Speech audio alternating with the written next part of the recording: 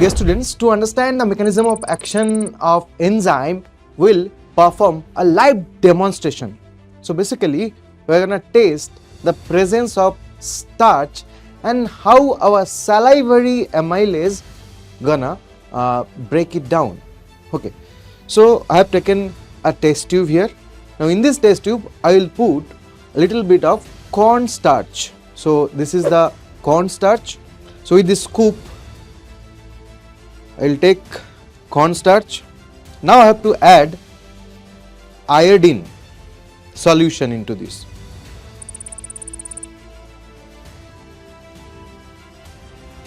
I have taken lukewarm water so that they will react in a proper manner. So just 2-3 drops of iodine. Now you can check the color of iodine is originally brownish. Now it is changed into dark blue in color. Okay. Now why it's so? Because when iodine reacts with starch, it produces starch iodide which has blue black color. Okay. Now we have to check for the confirmatory test of presence of enzyme. For that I have taken sample of human saliva, and without that saliva contains salivary amylase, and when salivary amylase reacts with starch, it will break it down into maltose. Okay, so let's check. So I am putting this iodine starch or starch iodide solution into this container, to this test tube which is containing saliva. Now I will mix it properly. Now what you can observe, gradually the blue black color will vanish because this salivary amylase is breaking down starch into maltose, and if there is no maltose, iodine won't gonna react and provide blue black color. Okay, so it will take a few minutes to mix it properly, and we will check how this color is getting faded. Before it was dark blue color, it's becoming colorless. So I am putting starch and iodine into another test tube so we can differentiate between the colors. This is the iodine solution. Little bit of lukewarm water. This is the actual color of starch, iodide and iodine, or iodine plus starch. Now when I will add saliva into this, easily the color can be differentiated. It's a faded one. So that is the proof that this solution, this test tube has no enzyme into it, but for this test tube we have salivary amylase, and this catalytic activity of the enzyme is decolorizing this solution. Once upon a time there lived a ghost, and we will start this chapter with the story of that ghost. So meet Rocky and Vicky. They were good friends, but one day they started quarreling with each other, and everything was observed by the ghost. The ghost whispered in their ears,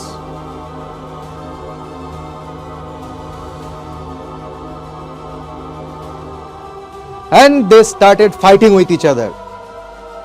So this was all about catalyst. A catalyst speeds up a chemical reaction without being consumed. To understand the mechanism of action of enzyme, will perform a live demonstration. Experiment to test the catalytic activity of catalyzed enzyme which is present into this piece of ginger. And in my hand, inside this test tube, I have hydrogen peroxide solution. So basically when I'll put these ginger cubes, gradually the catalyzed enzyme will start reacting with hydrogen peroxide, and it will break it down. The hydrogen peroxide will be splitted, and that reaction will produce froth or foam in this solution gradually. Now we can observe here, upon this catalytic activity of catalyzed enzyme present inside these ginger pieces, there is formation of froth or foam in this solution. I am making it more clear. Now I think the froth or foam formation is clearly visible here. Let's study in detail in today's one-shot lecture on biomolecules, and the topic is enzyme, that is from class 11 biology. Myself Biswajit, your zoology mentor. We are at PW NEET English, where we learn with fun and also explore concepts practically. And do not forget to check the link given in the description box, which will redirect you towards a new world, that is PW app. There you can get a DPP after completion of this chapter. And we are with a new feature, that is WhatsApp channel of PW NEET English. You just have to scan this QR that will pave your path towards this channel, and in this channel you are gonna get more included DPPs, practice sheets, strategy videos, prompts and polls, diagrams, overviews of the chapter, mind maps and many more. Okay, so without delaying time, let's start the chapter. The topic of enzyme. Enzymes, they are miraculous biomolecules inside our body. Without getting destroyed, without getting consumed, they can either increase or decrease the rate or velocity of a chemical reaction inside our body, inside our cells. Yes, so we'll start the chapter with introduction, few basic features of enzyme. Then we'll talk about how they are influencing chemical reaction, what happens without enzyme, what happens with enzyme, or non-catalytic versus catalyzed chemical reactions. We are going to talk about nature of enzyme actions, how enzymes perform their work or by consuming their particular specific substrate. Then factors affecting enzymatic activity, like temperature, pH, concentration of substrate, any inhibitor or modulator. Then we are gonna conclude the chapter with classification and nomenclature of enzyme, and obviously we are gonna learn about cofactors. So let's start with introduction. Okay, so when we are talking about or introducing enzyme, first we need to define enzyme. Now if you look at this word of enzyme, this particular word is coined from Greek word. Most of the terms or terminologies in biology and chemistry taken from either Latin or Greek language. So here the term enzyme is a combination of two different words, that is en and zymos. So en means within organism, and zymos means yeast. Here they are talking about an enzyme present inside the yeast, that is called zymosin.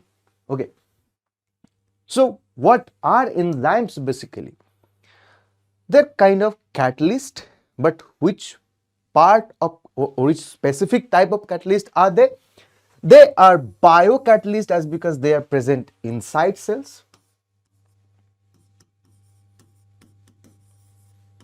That's why they're associated with living organisms, produced by cells or living system, which can either increase or decrease rate of chemical reactions without being consumed, but cannot, a very important thing, they can increase or decrease, or they can speed up or speed down a chemical reaction, rate of chemical reaction or velocity of chemical reaction, but they cannot start a reaction. So a chemical reaction can happen with enzyme or without enzyme, just that in presence of enzyme it will rapid up or speed up. For one example, I'm telling you that one of the very common example, we eat food every day And inside our digestive system, we have many digestive enzymes that are responsible for catalyzing those digestion reactions, right? Now, suppose you have taken a meal right now. So within 4 to 5 hours, the food gonna get digested inside your body by the influence of digestive enzymes. Like inside your stomach, you have pepsin. Inside your stomach, you have gastric lipase. Now, enzymes are gonna secreted from your pancreas, your small intestine. But what happened if I eliminate all the enzymes from your digestive system, from your alimentary canal? Then what will happen? Then it will take minimum 10 to 15 years to get fully digested those food materials. Now you can imagine the difference. Okay, so yeah, an enzyme can speed up the rate of chemical reaction in million times. Okay, next, enzymes are organic catalyst. Enzymes are, that's why you can call enzymes as biocatalyst or organic catalyst. Here you have to differentiate between what is the difference between organic and inorganic catalyst. We'll talk about that. So here organic catalyst means they have a limited working range. So here the main thing is range, limited range of temperature, limited range of pH, limited range of pressure, right? So organic catalyst or biocatalyst, they have a limited working range of temperature and pH. Below that temperature or below that pH or above that temperature or above that pH, they are gonna get deactivated or get destroyed. But when you are talking about inorganic catalyst, enzymes are obviously organic. When you are talking about inorganic catalyst, they have a good bandwidth or larger or longer range of temperature, pH or pressure they can act upon. So if you ask me, sir, is there any example of inorganic catalyst you can give us? Yes, platinum is one of the very good example of inorganic catalyst. So within a low temperature it can work, in a very high temperature as well it can work. Whereas most of the enzymes, they get destroyed or denatured above 40 degrees Celsius and they get inactivated at low temperature. Okay, so it's same thing is written here. Enzymes get inactivated in low temperature but get destroyed. You need to remember this. At low temperature, enzymes get inactivated, they will not get destroyed. But in high temperature, it's because enzymes are made up of proteins. They're basically tertiary structures of protein. So in high temperature, the bonds gonna break, disulfide bonds, peptide bonds, hydrogen bonds, ionic bonds, hydrophobic bonds, n number of bonds are present inside the tertiary structure of protein. And when bonds will break, that enzyme will lose its tertiary structure, and once an enzyme is losing its tertiary structure, then no more it can exhibit the catalytic activity. So very important point about enzyme. Enzymes are only active or show their catalytic activity when they are exhibiting their tertiary structure, because most of the enzymes, not all, most of the enzymes are made up of amino acid units. So basically they are chains of polypeptide. Okay, so the same thing whatever I told you is written here. So above 40 degrees Celsius, most enzymes are denatured. Now what do you mean by denatured? This is primary structure of a protein, the straight line, primary structure or 1 degree structure. When it will get more complexity, this is called the secondary structure. Helix formation or sheet formation will be there, little bit coiling will be there, and when it will make a woolen ball kind of structure by adding more and more bonds, that is called tertiary structure. But when you are heating this structure, because we know that tertiary structure, that the active format of enzyme, when you will exceed the temperature of 40 degrees Celsius temperature, then what will happen with this tertiary structure? The bonds are gonna broken. So the tertiary structure gradually will decoil and they may broken down into smaller pieces. That is called denaturation.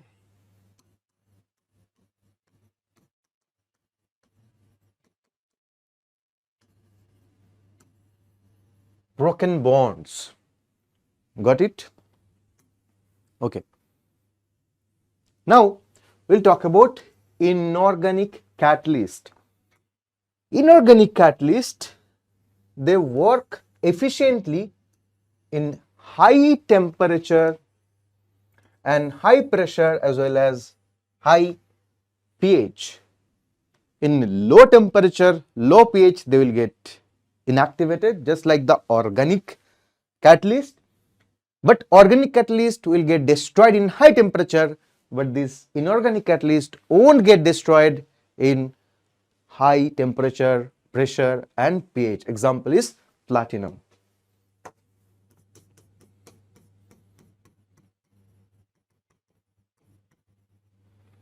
Okay. Now again come back to the enzymatic factor. Here we are going to talk about some special enzymes. They are called as thermostable enzyme. Now what do you mean by thermostability?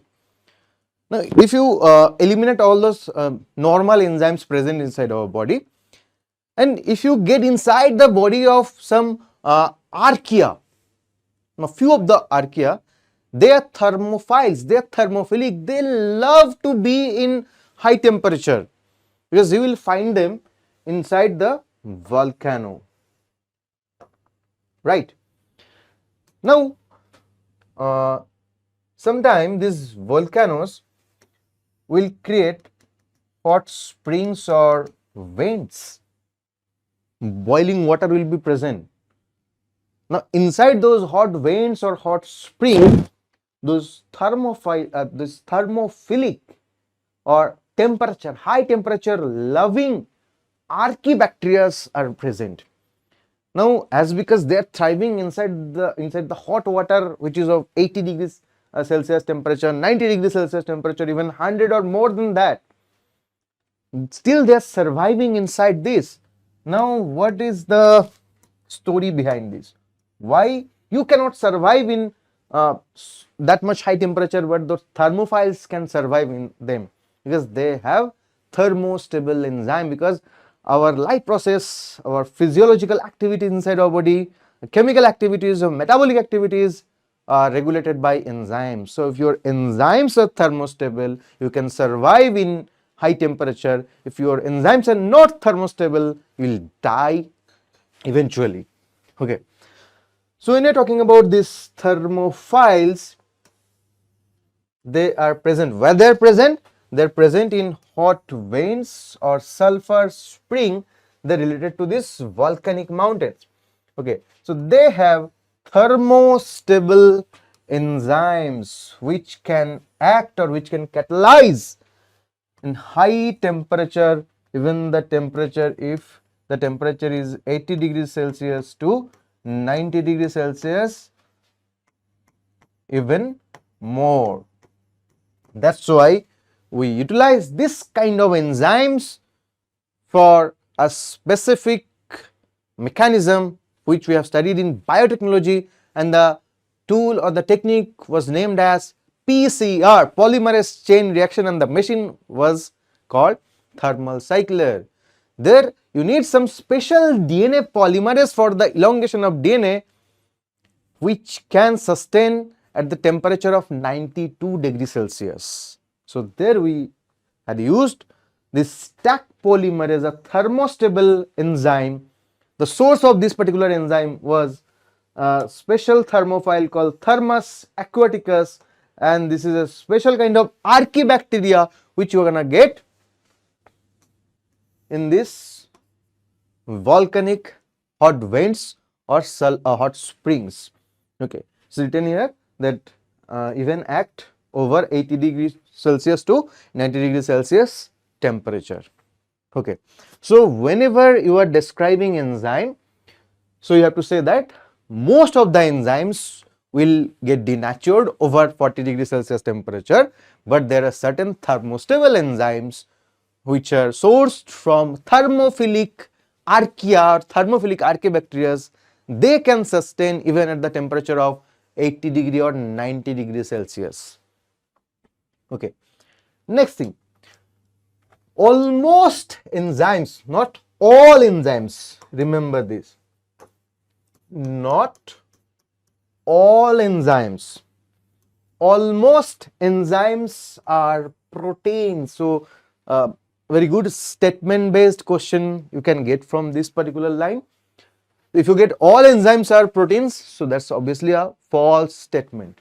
So almost enzymes are protein, as because just now I was telling that most of the activated format of enzymes, they are basically a tertiary folded structure of polypeptide chain, basically they are proteins. Okay, now who are those exceptional enzymes? We call them ribozymes, a group of enzyme who are basically nucleic acids. Now, which nucleic acids? Either their DNA or RNA. So these ribozymes are basically, these ribozymes are RNA, ribonucleic acid. Now there are different types of RNA are there, mRNA, tRNA, rRNA. Now which of them gonna exhibit this catalytic activity? Now this catalytic activity will be exhibited by rRNA, ribosomal rRNA. Okay, so that is enough for you. But in case someone asks you a question, is there any difference of this catalytic RNA in prokaryotes and eukaryotes? You need to know the answer, and the answer is given here for prokaryotic organism. The nature is 23S rRNA. They will act as ribozyme or catalytic RNA. In case of eukaryotic organism, the nature of ribozyme will be 28S rRNA. Okay, let's move forward.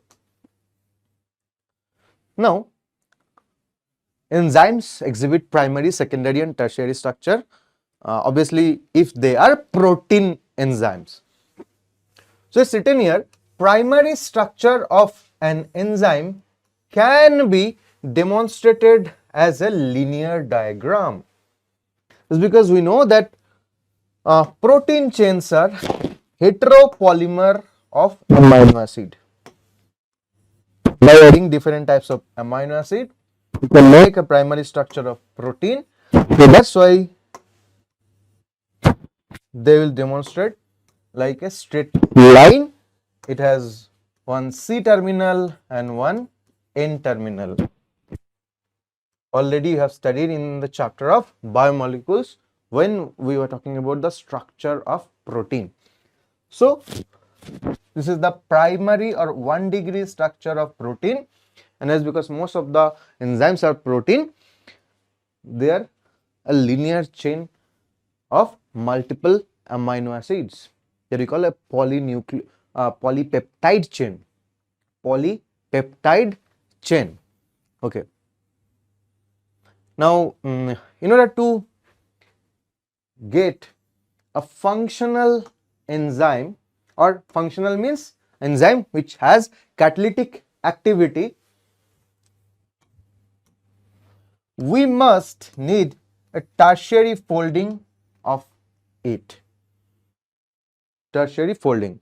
So from primary to secondary and secondary to tertiary. Now why this tertiary structure of polypeptide chains will form an enzyme? Because this tertiary structure produces pocket or pockets, it can be one or multiple, and these pockets are responsible to bind with substrate. Enzymes are very much specific for their substrate. All the enzymes are substrate specific. Different enzyme will bind with different substrates like lock and key. And these substrate binding sites are those pockets present into the particular tertiary structure, which we call them active sites. Substrates, if you don't understand what is substrate, like for a chemical reaction, we say that reactants are gonna convert it into product. So for enzymatic chemical reactions or catalytic chemical reaction, the reactants are also called as substrate because they are gonna use the enzyme or the catalyst as their reaction platform. Okay, and obviously these pockets are called active sites, right?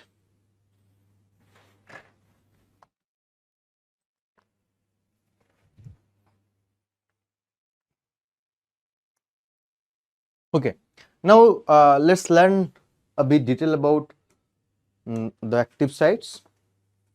So I was telling that first you will get a primary structure. From this primary structure, upon coiling or helix formation, you are going to get the secondary structure. Upon addition of few more bonds, for primary structure you are going to get the peptide bonds, because basically that's a polypeptide, linear polypeptide chain.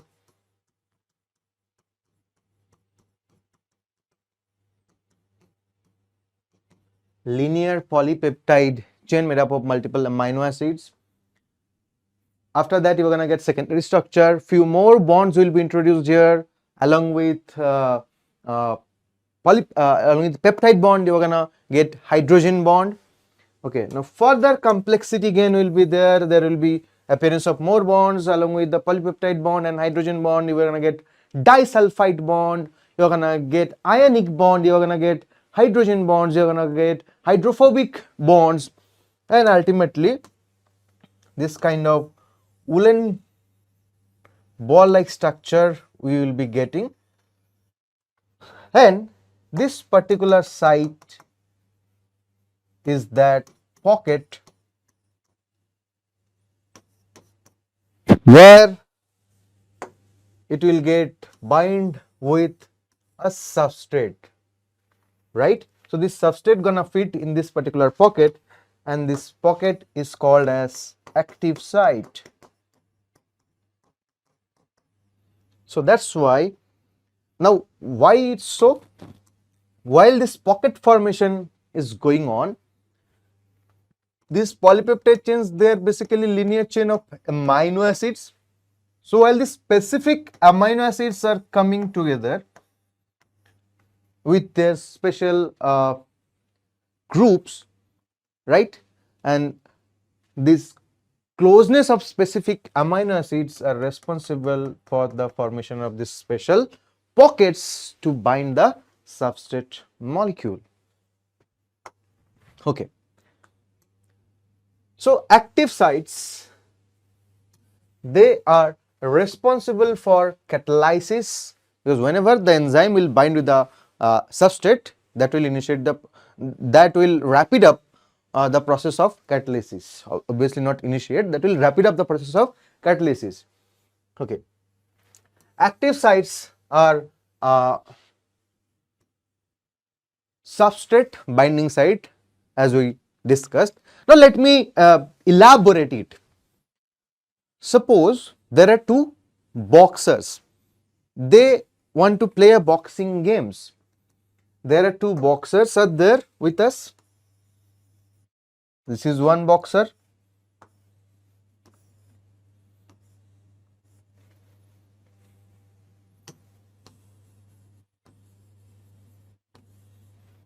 And this is another boxer.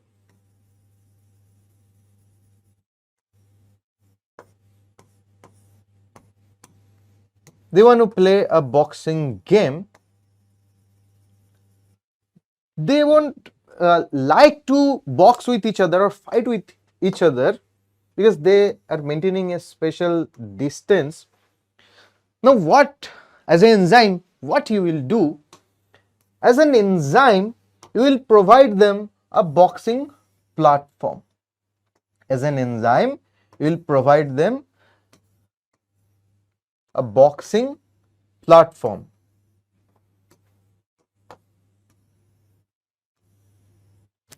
Now, when you will be placing them inside this boxing platform, now they will get the real N2 to fight with each other.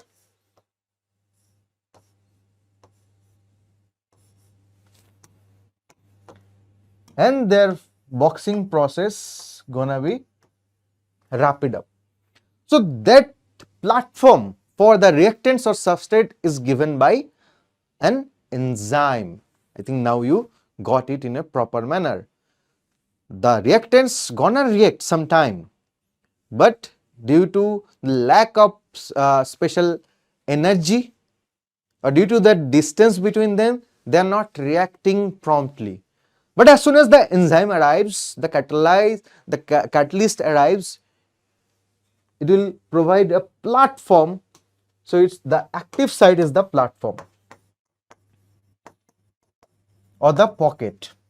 So that is the importance of the enzyme or catalytic activities or the active sites. Okay. So one enzyme may have, now this is the important line or statement, one enzyme may have one or more active site or active sites. All enzymes are substrate specific like a lock and key. So just now what I told you, suppose this is a particular enzyme.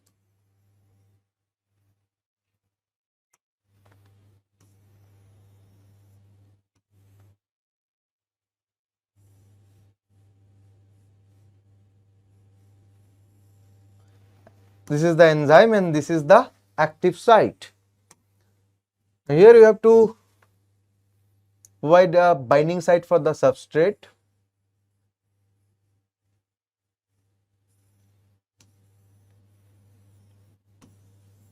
And this is your substrate.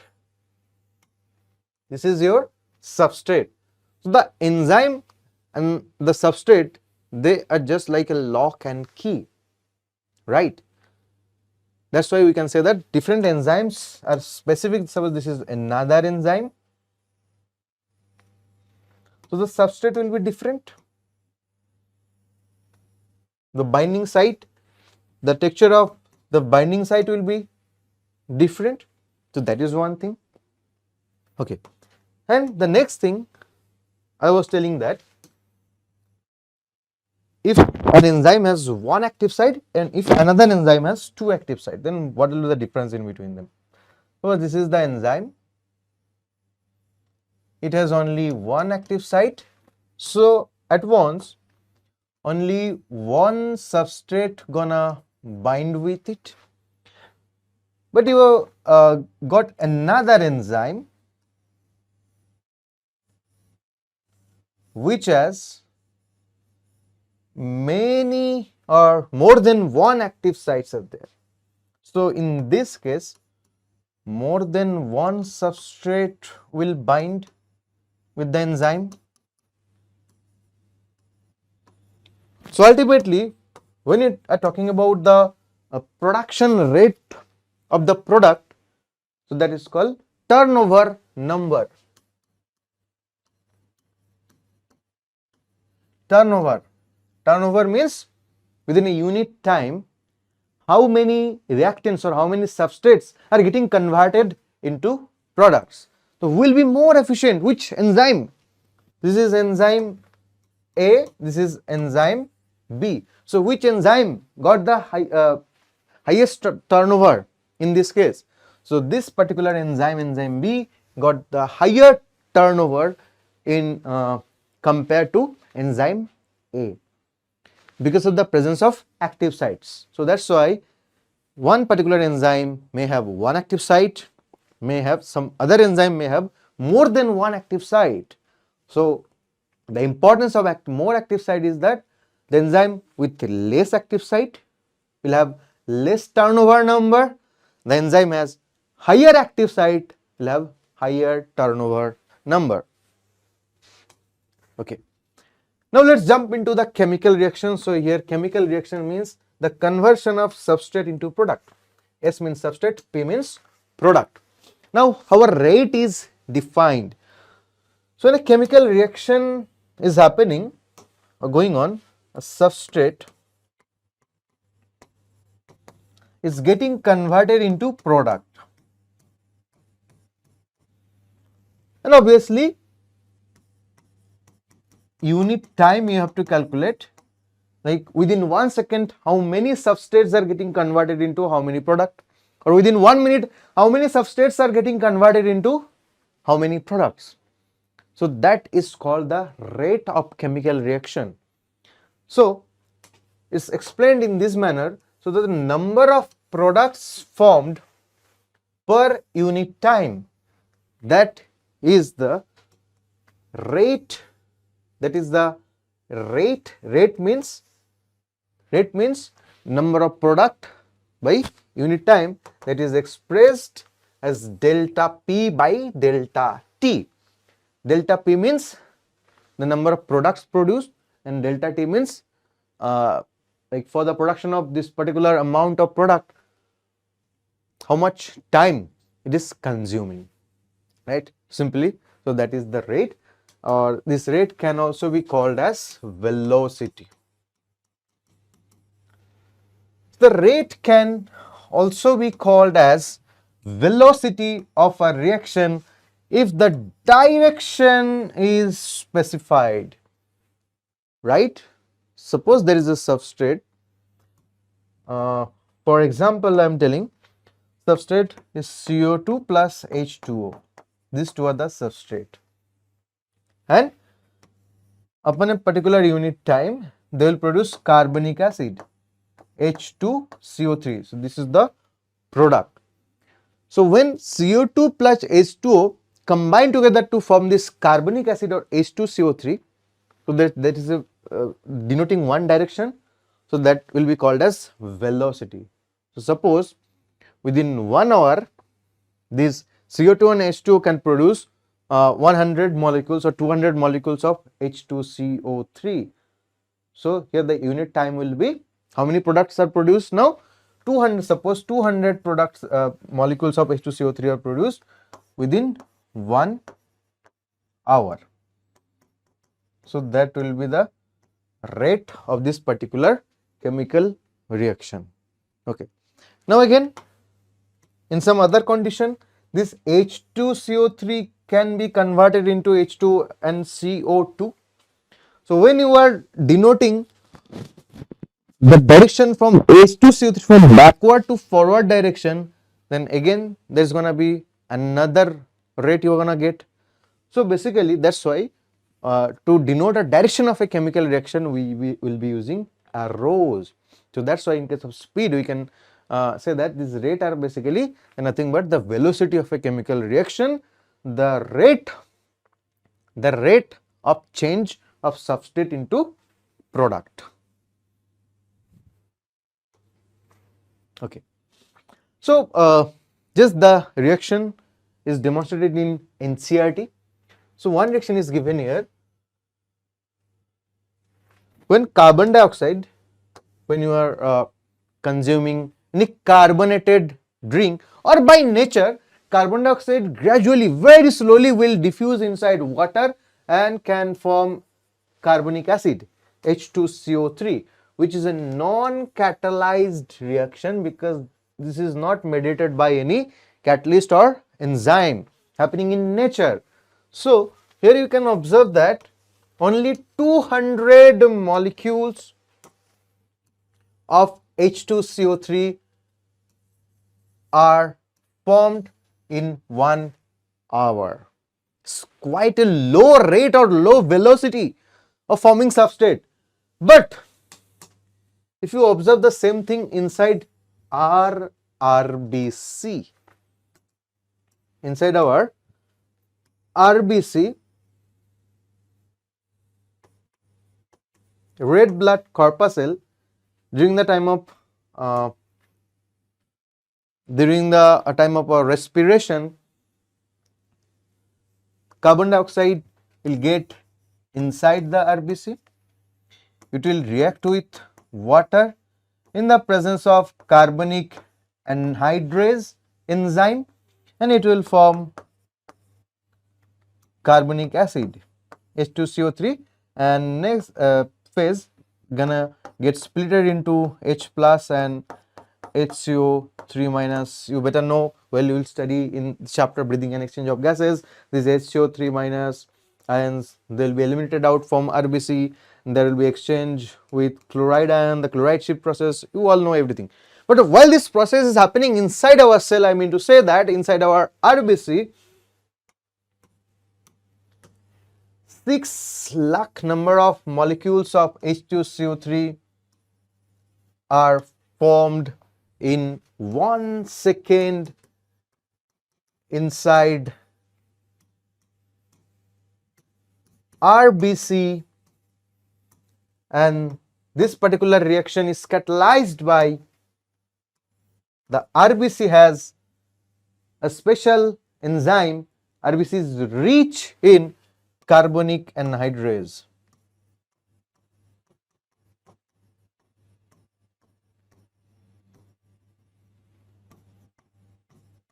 So that's why inside the RBC, the presence of this enzyme carbonic anhydrase, this is a catalyzed reaction.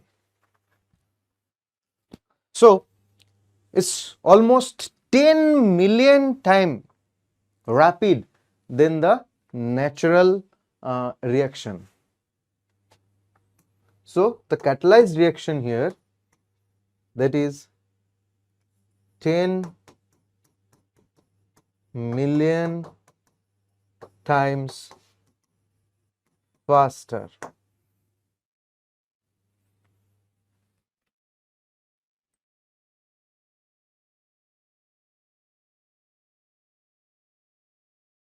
So now easily you can differentiate between a catalytic or catalyzed versus a non-catalyzed reaction, or a reaction with enzyme or without enzyme. The speed is clear. Okay. Next, now we have to talk about a very important rule. We know that the limit of activity of enzyme, right, is because they are organic catalyst. So another very important rule you have to study here. So that is called thumb rule of rate or velocity of reaction.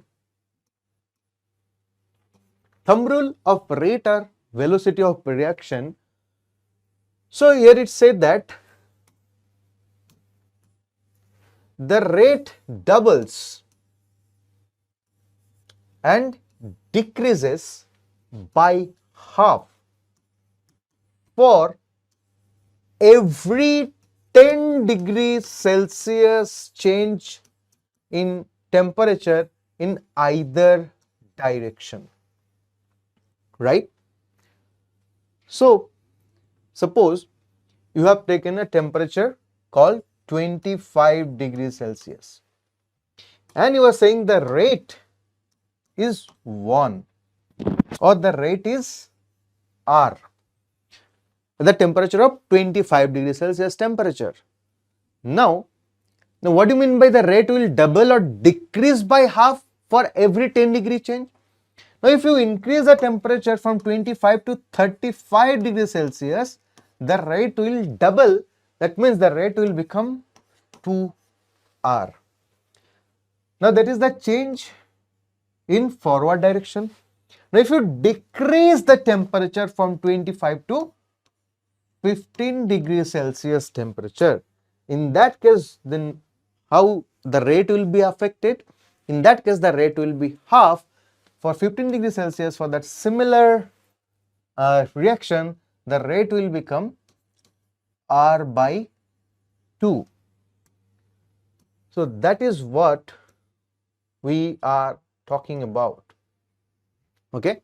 The similar thing, if the rate is 1 and you got a temperature, the temperature is, any X temperature is given. Now if the temperature is 10 degree less, temperature minus 10 degree, then the rate will be half of the present rate. And if the temperature is increased, that is T plus 10 degrees Celsius, then obviously the rate will become from 1 to 2. So that is elaborated in this box, right? Here another graph is given here, the differentiation between catalyzed reaction versus non-catalyzed or uncatalyzed reaction. So when the catalyzed reaction is happening, the reaction progression curve will go like this, and when the enzyme will be absent, the reaction progression curve will go like this due to its low rate. Got it? Now I want to elaborate this particular slide, whatever it's written here, will compare how the rate is affected or the reaction velocity is affected in forward direction and backward direction.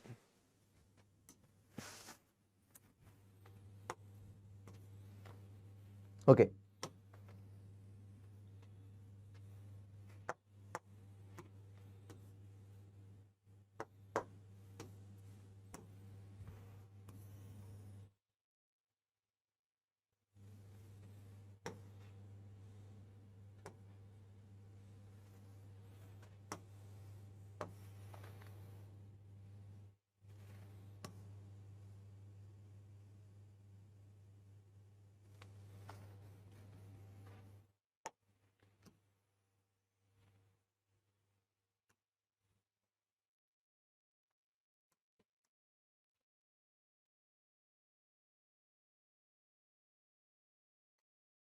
Suppose this is for organic catalyst and this is for inorganic catalyst. Though it's not given in NCERT, but for the sake to make your concept strong, you need to understand this. So this is the reaction curve for organic catalyst and this is the reaction curve for inorganic catalyst. Here you get the point. This is called the optimum point where the velocity of a reaction is highest, is the optimum point, the peak point of this curve, right? This is called the optimum value or optimum range. Like for if we are considering temperature for any digestive enzyme inside our body, if you are considering the temperature for the digesting enzyme, if you are considering the temperature, for normal digesting enzyme, the optimum value or the optimum range will be somewhere in between 30 degrees Celsius to 37 degrees Celsius. That is called the optimum range of action of that particular temperature. Means when your body will face a temperature in between this, your enzymatic activity will be at its highest rate or highest velocity, right? Now this is the low temperature point and this is the high temperature point. This is the low temperature point, this is the high temperature point.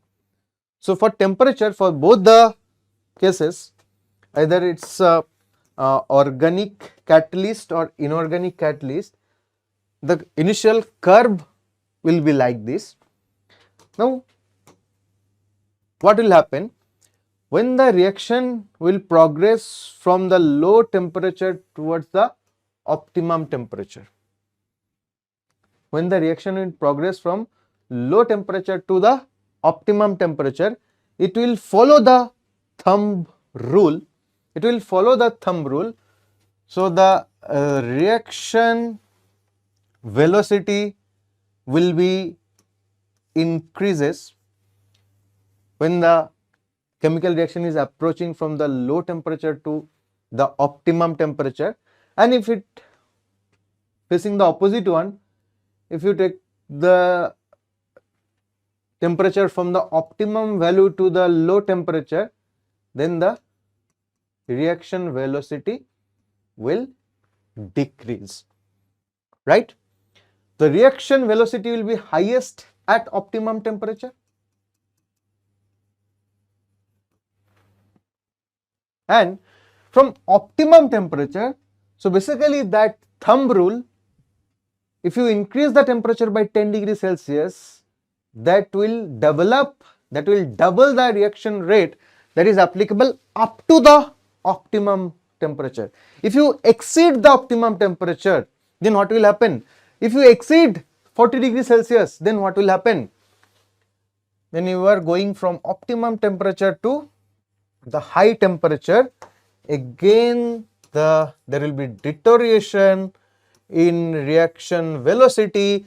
So if you think that above that optimum range the rule will work, so the rule is not going to work here.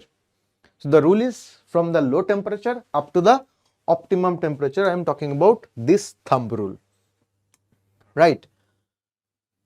So from optimum temperature towards the high temperature, the reaction velocity or the rate of reaction will decrease again by half, and as because after reaching to the high temperature, the enzyme will get denatured, the organic catalyst will get denatured. You cannot take back to the optimum level. So if you are theoretically from the high temperature, if you are taking back the enzyme to the optimum level, as because it's already faced the denaturation, there will be no change in reaction velocity.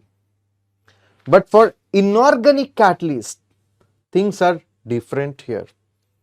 For inorganic catalyst, if you are increasing the temperature from the low temperature to the towards the optimum temperature, the reaction velocity will increase, and if you are following the opposite direction from optimum temperature to the low temperature, the reaction velocity will decrease, following the thumb rule. Now here, if you go from the optimum temperature towards the high temperature,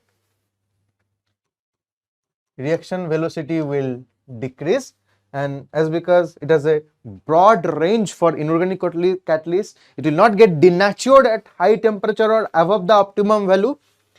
You can take back from this temperature to the optimum temperature, from high to optimum, the reaction velocity will be increased again.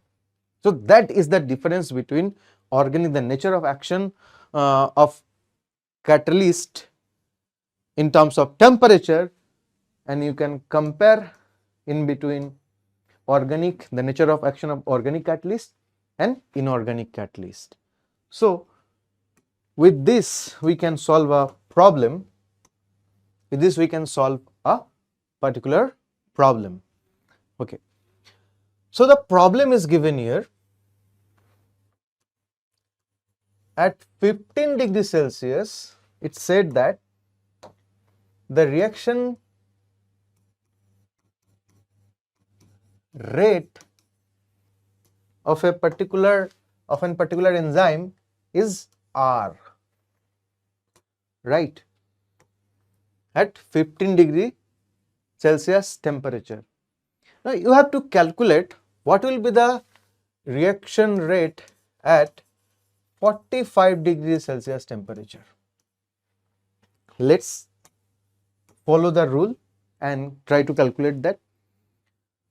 So if the temperature is 15 degree Celsius, the rate is R.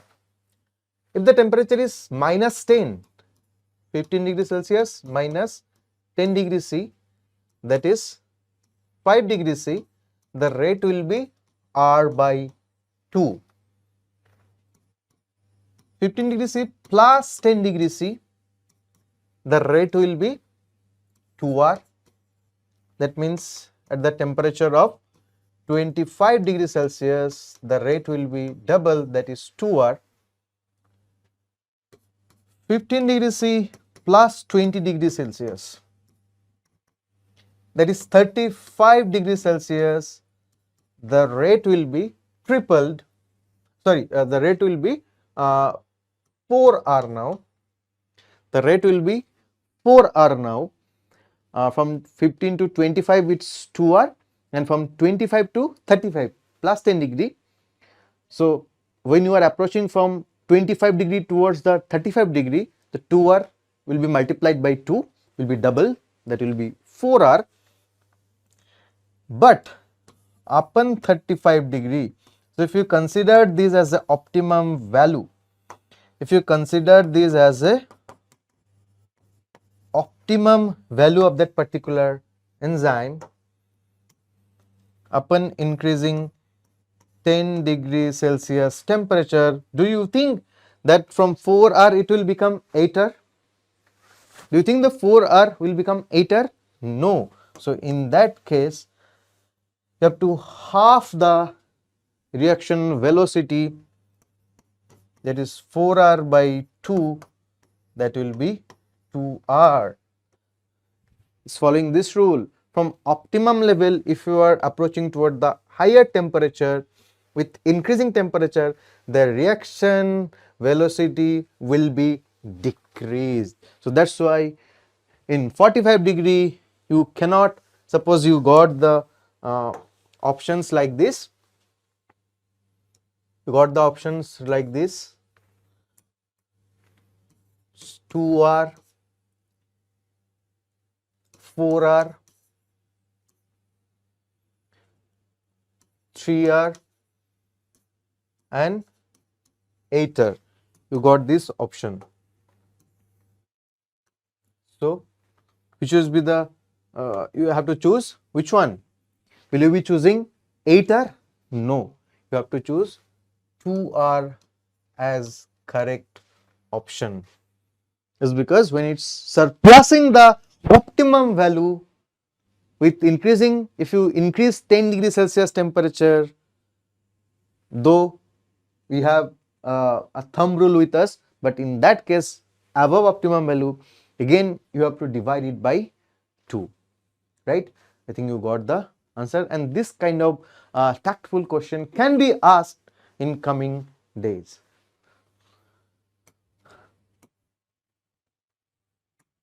Okay, now another topic, that is metabolic pathways. We'll talk about metabolic pathways. Now we know about many metabolic pathways while you have studied photosynthesis, while you have studied EMP pathway or glycolysis, while you have studied Krebs cycle, right? While you have studied C3 cycle, C4 cycle. So those are all examples of metabolic pathways. Now what do you mean by metabolic pathways? Now metabolism means all the chemical reactions happening inside our cells for our life process. They are called the defined feature of life, called metabolism. Okay. Now this multi-step chemical reaction, and those metabolic reactions obviously mediated by enzymes, they are catalytic reactions. This metabolic chemical reactions, multi-step chemical reactions are called metabolic pathways. For example, if you are talking about glycolysis, the preliminary step of cellular respiration, it has 10 steps, and each step is mediated by 10 different enzymes. Now what we have studied in glycolysis, following 10 step, 6 carbon molecule glucose will get converted into 3 carbon molecules called pyruvate or pyruvic acid. Okay, multiple intermediate steps are there, and every step is catalyzed by particular enzyme. Okay, now the next line written in NCERT, but under different physiological condition, same pathway can result into different products. Okay. Now, glycolysis is similar for all kind of respiration. We have studied about aerobic respiration, anaerobic respiration, different kinds of fermentation, lactic acid fermentation, acetic acid fermentation, ethyl alcohol fermentation. So, up to pyruvic acid formation, from glucose to pyruvic acid formation, the process of glycolysis is similar for everyone, but under different physiological condition. If you have taken the organism or the condition inside the yeast, there's a unicellular fungi, right? The end product, you're gonna get ethyl alcohol or ethanol and carbon dioxide. This is called alcohol fermentation. Okay. If you take aerobic respiration, the respiration which is happening inside our cells, the end product you are gonna get carbon dioxide, water, and obviously energy. If you take examples of our muscle cells under fatigue condition, if you take example of milk to curd conversion, so their lactic acid fermentation is happening, so you are gonna get formation of lactic acid. Though the metabolic pathway initiated in a similar manner, but under the influence of different physiological condition and different enzymes, the end product will be different. Okay. Now we have to justify why catalyzed reaction or presence of enzyme speed up the velocity of a chemical reaction even in million times. So let's talk about that. Okay. So the topic is named high rates of chemical reaction in your NCERT. Okay. So let's understand again. I had exemplified with the help of two boxers, right? So here just in the molecular level we have to understand, suppose there are two reactants or two substrates are there. One is the triangle, that is substrate 1 or the reactant 1, and S2 is the substrate 2 or reactant 2. Okay. Now they are maintaining a specific distance among them. Now why they are not coming closer? For a collision, for a chemical reaction, you need a frantic collision between the substrates molecules. Okay. Now these two substrates are maintaining a distance. Why they are maintaining a distance? Because they have energy barrier in between them.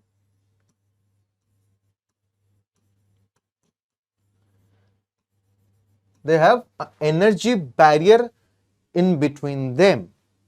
Okay. So if they want to come closer, you need to supply external energy. You need to supply external source of energy. By absorbing the external source of energy, they will gain the kinetic energy, right? By absorbing this external source of energy, they will gain the kinetic energy and they gradually will travel this distance. Suppose the distance is d1 now. So they will come closer because now they got the kinetic energy. From where they got the kinetic energy? From the environment, the external source of energy, and gradually they will come closer, they will cover up this distance d1 and they will collide with each other to form a product. So the external supply of energy given to them, we call them activation energy. You call them activation energy. Suppose you were sitting quietly, you are very much depressed. Now you got some motivation, someone motivated you. Now you started working, right? So the external motivation that will be acting as activation energy for you. or you are feeling too much bored, too much weak. Now you are drinking one bottle of Red Bull, that will give you a wing and you instantly start working, or you will, if you drink one glass of glucon D, that will charge your body and charge your mind and you will start working. So that acts as activation energy for you. Similarly, the reactants or the substrate particles also need some external source of energy, that is called as activation energy, and this activation energy help them to overcome the energy barrier or the distance in between them, and they will perform a collision. And if the collision is covering or like covering a threshold limit, then this substrate gonna convert it into product, right? And one more thing is helping them to manage energy barrier or distance in normal condition, that is surface electron. That's because both the substrate particles, they have the surface electrons, so the negatively charged particles will tend to repel each other. That's also helping them to manage the energy barrier or maintain a stable condition. Now to make them unstable, you need to supply them energy. Okay, so here is the charisma of enzyme. So when you got an enzyme, you got an organic biocatalyst. Basically, enzyme is providing them the active site, the pocket, and the pocket is helping them to cover up the distance between them, providing a platform. Remember, providing a platform, that active site. So when it's enzymatic or catalytic reaction, the distance is automatically, when you are providing a particular platform, the distance is decreased. Now here the distance is mentioned as D2 and D1 is greater than D2. Now as because the distance is less here, you need to provide them less activation energy for their collision to perform the chemical reaction, and that is the advantage of a catalyst. Okay, so again we have to sing a song of the heroism of the active sites. I was just joking. So let's talk about the active site. So every enzyme has one or more active site or active sites. You need to remember this. Now this active site is a pocket to bind the substrate or reactant molecules, which is formed after tertiary folding or conjugation with a cofactor. Now here we got a new information.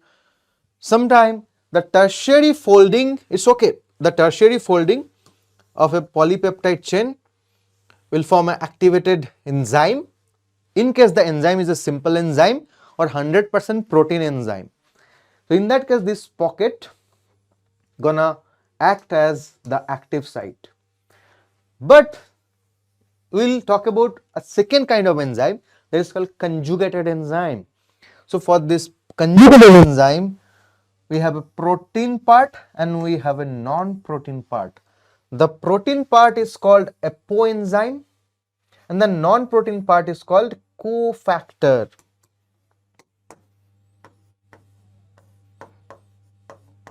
The non-protein part, remember I'm repeating again and again, the non-protein part of conjugated enzyme, non-protein part of conjugated, this is a conjugated enzyme, it's called cofactor, and the protein part is called Apoenzyme.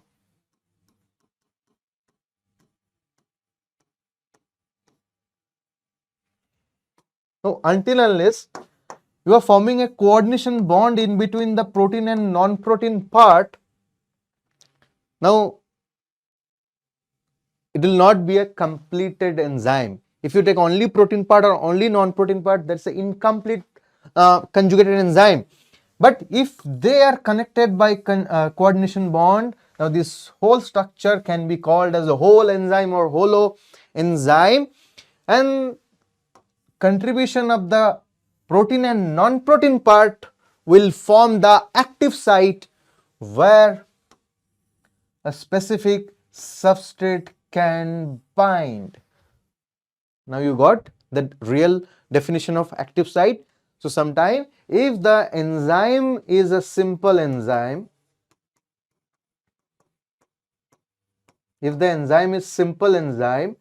tertiary folding is enough to form the active site.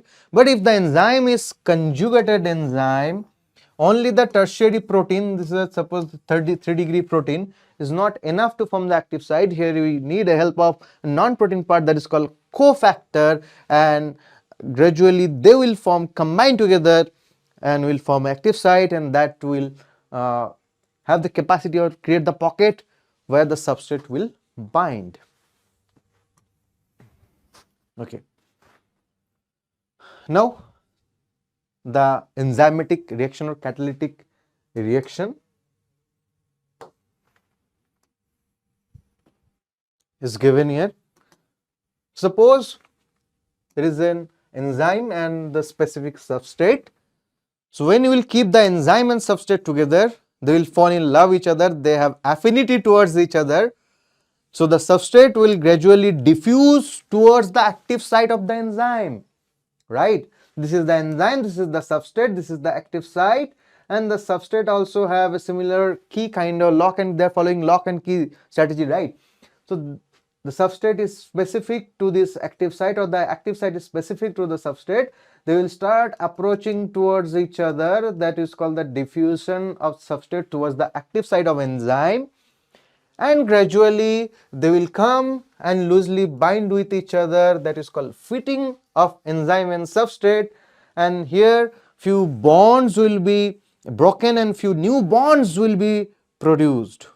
So if this is the substrate, this is the pocket, gradually the substrate will diffuse towards the active site of the enzyme. It will sit upon the enzyme. That is called fitting of enzyme and substrate.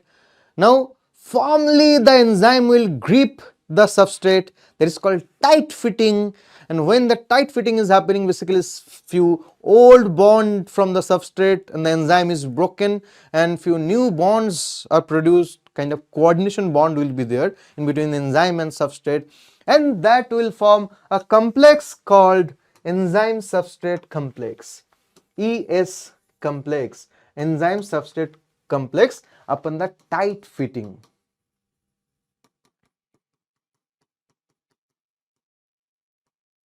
Right? Okay. Now whenever this enzyme complex enzyme substrate complex is formed, and the enough amount of energy transferred is taking place here that will cross the threshold limit in between interaction of enzyme and the substrate. So gradually if it crosses the threshold limit, if it crosses the threshold point or threshold limit, gradually the substrate will get converted into products. If not, if the interaction of enzyme and substrate is unable to cross the threshold limit, that is all about exchanging the energy. So it needs a certain point of, it need to cross a certain point of energy barrier. If it's unable to do so, it will return back to the enzyme and substrate state. That's why it's a reversible state from enzyme plus substrate to enzyme substrate complex. And if it crosses the threshold limit, enzyme will produce product into this pocket, and that is called EP complex or enzyme and product complex. Now if the product is ready, initially it will bind with the active site, it will keep on binding, and gradually upon formation of the product, the pocket will be loosened up and the products will be released from enzyme. So again it will form enzyme plus P. E plus P means enzyme on its own way and product on its own way, and the enzyme is not consumed or not destroyed. So this enzyme is ready for performing another catalytic reaction, right? So this enzyme is ready for another catalysis. Okay. So here the main points we need to figure it out, that substrate has to overcome an energy barrier to get converted into product. So if substrate want to get converted into product, it has to surplus the threshold limit of energy barrier. Okay. And how to cross the energy barrier? You need to provide external source of energy which is required to overcome the energy barrier, and that is called the activation energy. Already we have spoken about that. Okay. Now with some graph and charts, we'll study the activation energy of catalyzed reaction or uncatalyzed reaction in detail. So it's written here, in the presence of enzyme, activation energy is decreased. So it's as simple as that. It's as simple as that. Suppose you have to jump through this wall. You are a high jumper and you have to jump through this wall.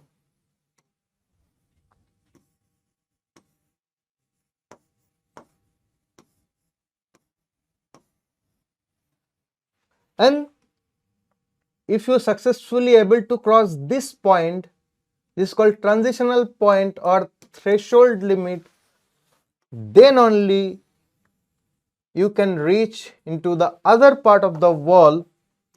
And if you successfully you can reach the other part of the wall, now we will win the match. Now from substrate you are getting converted into a product, and this wall is EB or energy barrier in front of you. Now if you have the josh, the zeal to jump upon this wall, so that zeal is called the activation energy. Now this is the example of a non-catalyzed or uncatalyzed reaction. Now we'll talk about catalyzed reaction.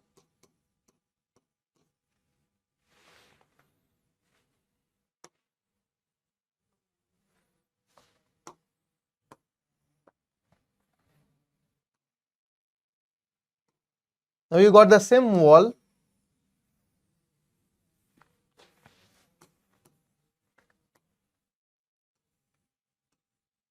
You need to jump through the wall. You have to come from this side to that side. Here you are standing. Now before you want to jump, I have given you a Red Bull or some energy drink which will give you wing eventually, right? So after drinking the energy drink, you got more energy and successfully, easily you can jump from this part to this part of the wall, and you will convert yourself from the substrate to product. You will win. So you can see the difference. When it's a non-catalyzed, you haven't got any added advantage of any energy drink. But in case of catalyzed reaction, because I am the catalyst and I will provide you this energy drink that will help you to recover this energy barrier.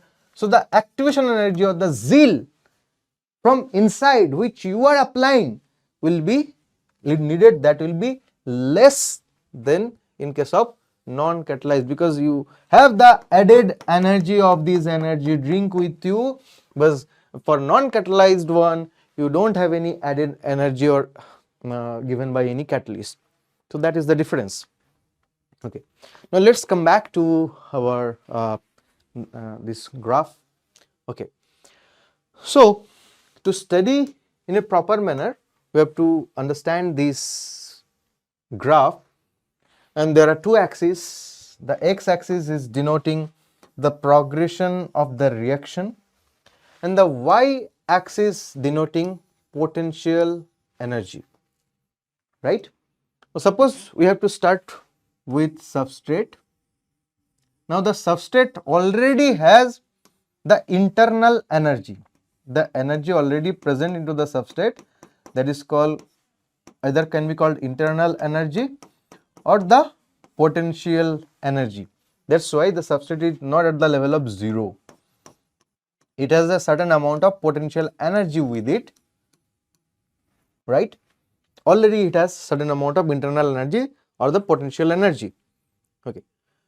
Now, while the reaction will start, gradually the substrate will start increasing. Gradually the substrate will start increasing or gain the energy, gaining the activation energy. It's approaching towards the transitional state or the threshold limit. If successfully it can cross this point, gradually it will get converted into product, right? So this transitional point is called as activation energy.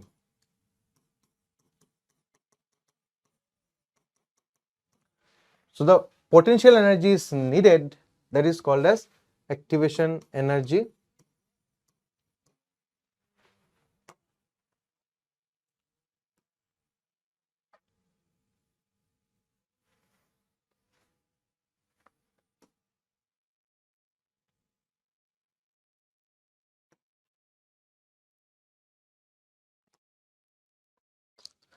And this is example of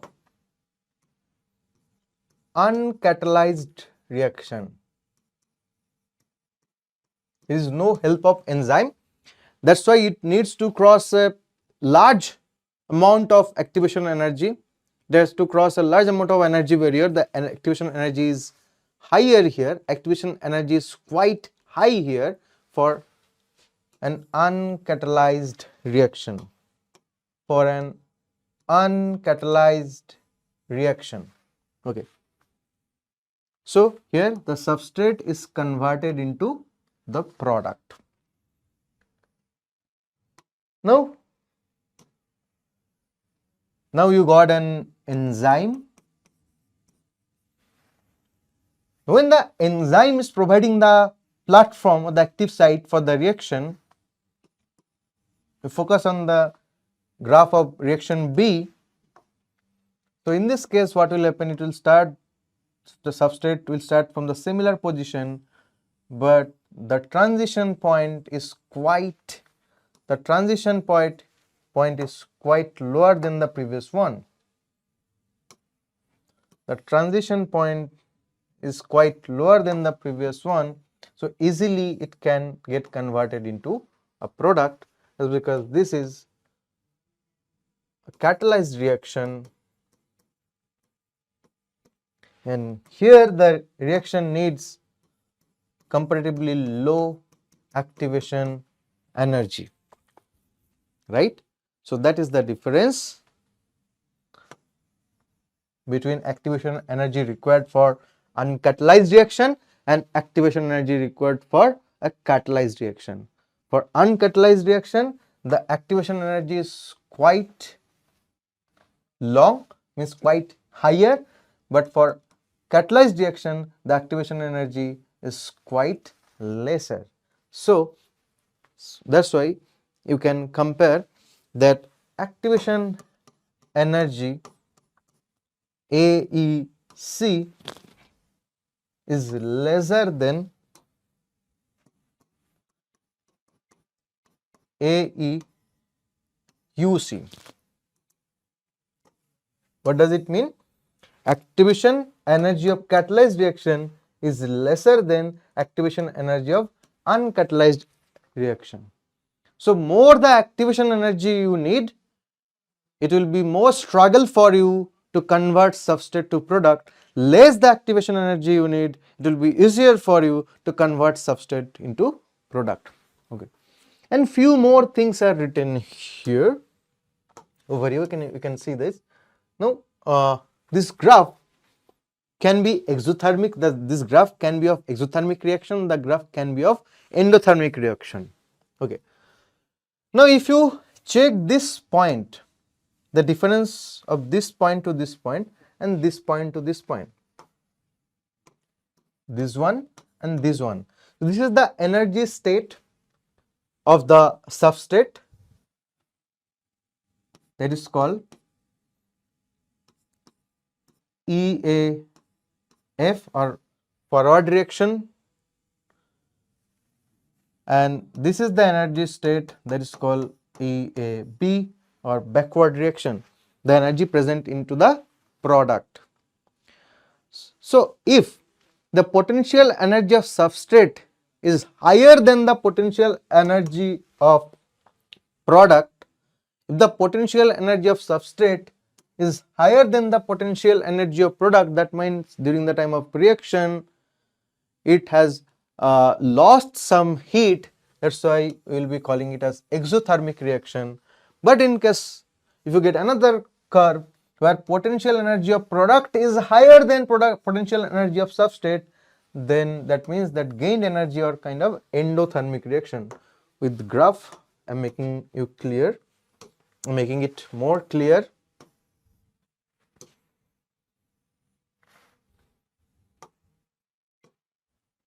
If this is the substrate and this is the product, so it will follow this kind of curve, right? So you can differentiate between the energy level of substrate, because this is the graph for this is the axis for potential energy and energy level for the product, energy level of substrate and energy level of product. So here clear is visible that the energy of substrate is greater than the energy of product, is because during the time of this reaction it lost heat energy. So this is the graph of exothermic reaction.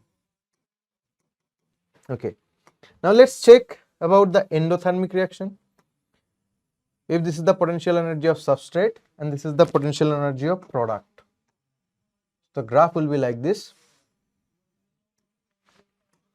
This is the energy level of product, this is the energy level of substrate.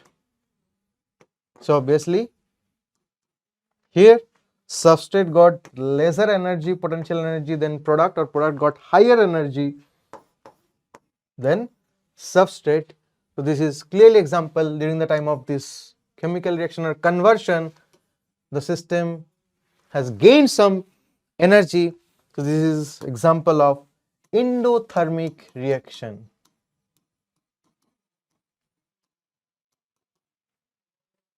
So you need to understand the graph of in both the case, either it's exothermic reaction or endothermic reaction.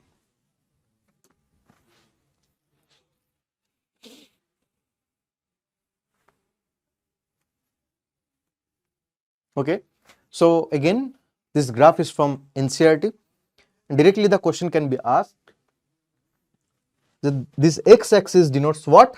This x-axis denotes progress of chemical reaction and the y-axis denotes potential energy. Do not confuse in between potential energy, which is the axis for potential energy and which is the axis of chemical reaction. Again I am giving assertion reason based question or statement based question can be asked, or diagrammatic question can be also asked from this particular graph.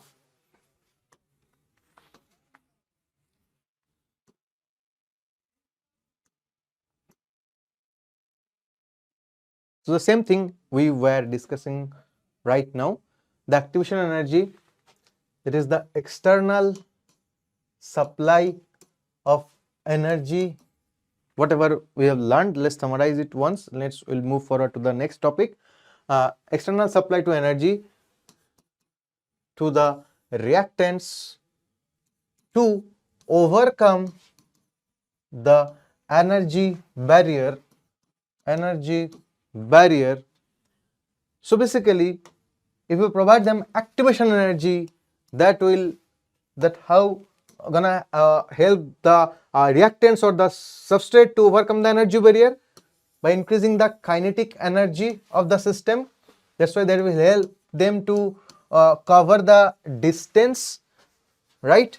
And secondly, it will help them to overcome the mutual repulsion due to the surface electrons.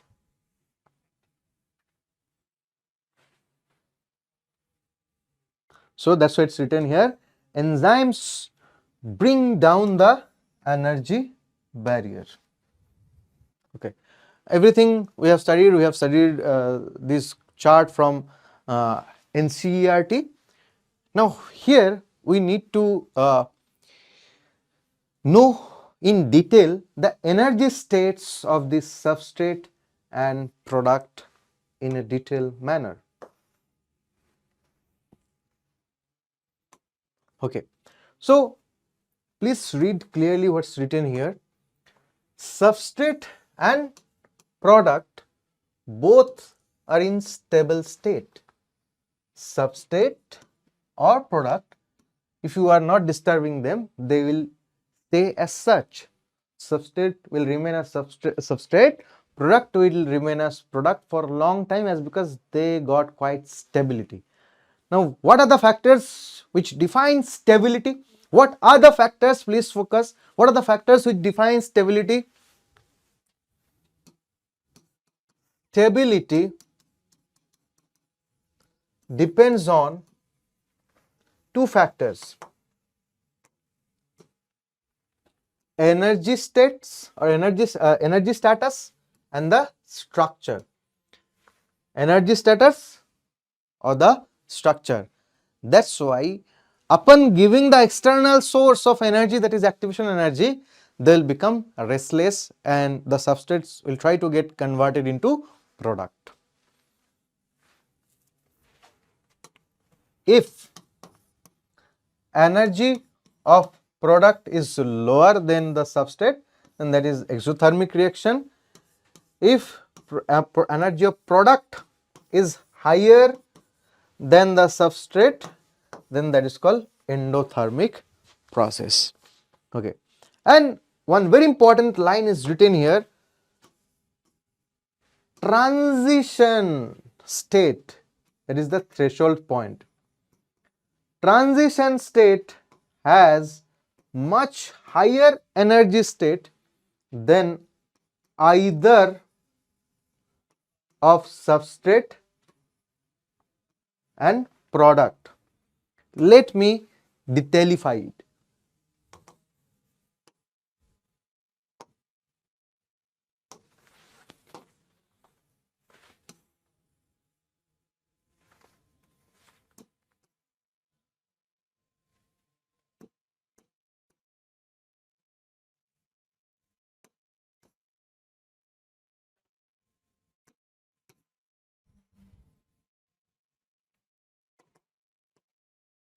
Suppose someone was unhappy and he or she was crying.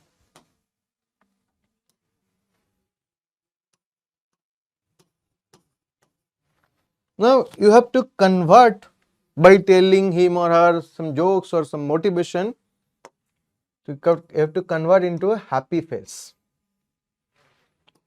And for the sake of our interest, let's say that this crying face is called substrate and this happy face is called product. They both are stable. If he or she will not get any motivation, they will keep on crying, and once he or she is happy, then he will become happy for a long period of time. So both the states are stable. But this transitional states, when someone is becoming from sad to happy, going towards the happiness. So gradually the expression will change. Gradually the expression will change, right? So this can be called as intermediate states.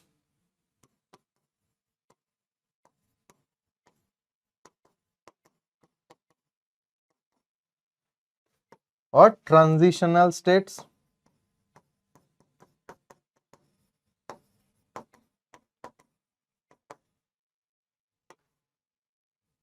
Now, as because these are transitional state, these are unstable in nature. So that's what NCERT is telling. Transition state has much higher energy state than either of substrate and product. Again, come to this point, or you have already studied this curve from substrate to product, from substrate to product. This is the y-axis. This denotes the potential energy present into this. So either the graph can be like this, or the product may have the higher energy state than substrate. But always these are the transitional states. These are the transitional states. But always this transitional states gonna have higher energy. These are the transitional states. So always this point, the state of the substrate during the time of conversion into the product, which are crossing this threshold stimulus, obviously that particular state has much more energy in compared to substrate or product, right? So this transitional state has more energy than substrate. This transitional state has more energy than product. Remember this.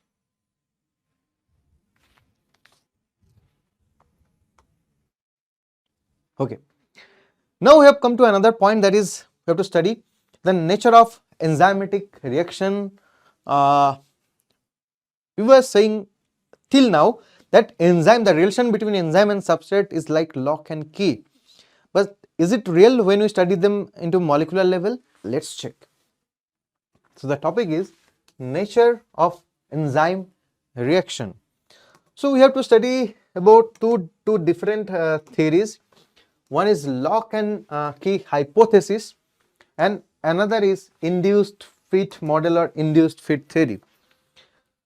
So according to this lock and key hypothesis, this is not a theory, according to the lock and key hypothesis,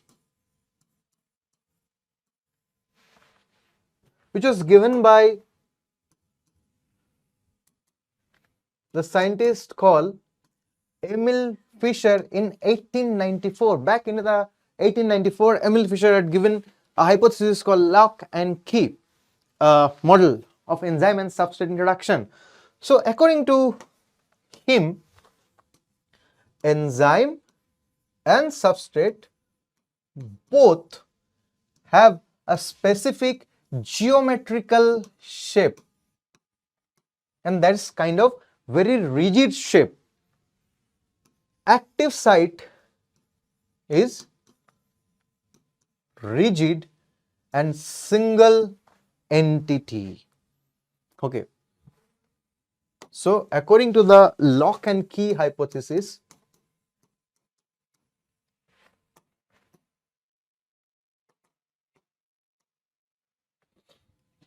if this is the enzyme,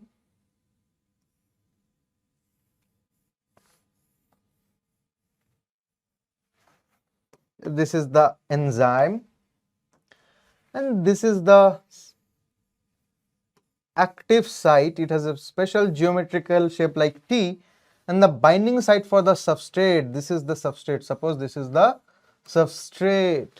So this is resembling as a key that also has the similar geometrical shape like T, and this interaction is in between the key and the lock, right? And as because the rigid geometrical shape, there is no change in the shape possible. So that is given by lock and key hypothesis by Emil Fischer. Okay, but this theory was discarded later.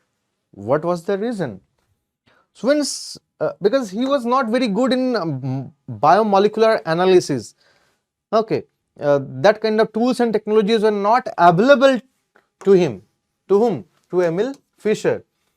So when later scientists actually studied this same phenomena, what they observe, suppose this is a particular enzyme, so this will be the natural look of the active site, though suppose this is the look of substrate. No, there is no resemblance, there is no initial resemblance in between the binding site of substrate and binding site, that is active site on enzyme. Then how they can fit with each other if we follow lock and key model? That's the reason. Actually, originally, the fact that the substrate and the active site have the same geometrical similarity, that is a false fact. So that's why the theory was discarded. So later on, then which theory was accepted? Induced fit model given by Koshland in 1959. So obviously he had the access much advanced tools and technologies. So according to Koshland theory is very easy, already we have studied that. First, what will happen? The substrate binds to the active site of the enzyme, and that is called fitting,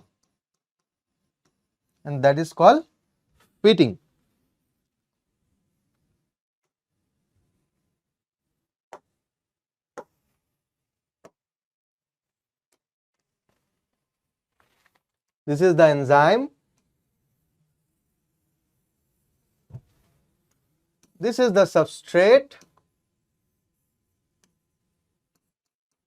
First, they will approach to each other by the process of diffusion, right? And after that, somehow on the active side of this enzyme, this substrate will try to sit. This stage is called fitting stage. Now let's see what after this. So during the time of fitting stage, you can clearly see it's not like lock and key, because there is no such geometrical resemblance as appeared in between the substrate and the active site. Okay.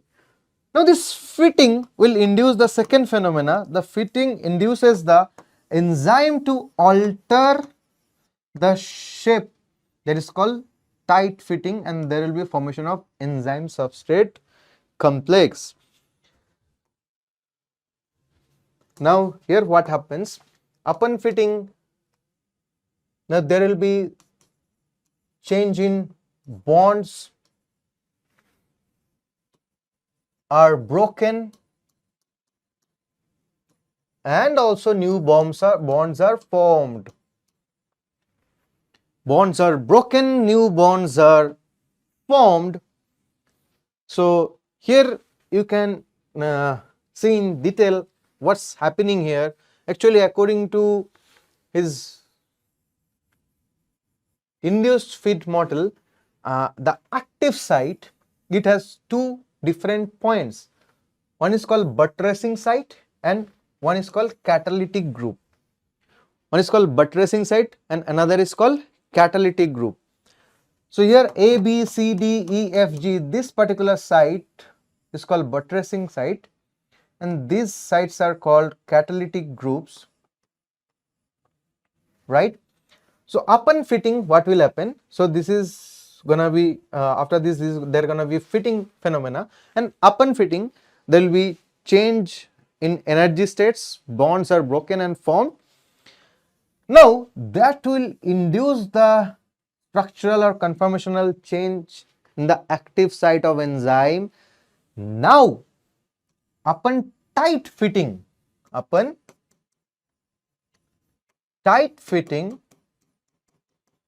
now the bond between or the binding between the substrate and the enzyme, they are resembling like lock and key. Now they have taken a proper configuration of geometrical model, that is upon tight fitting.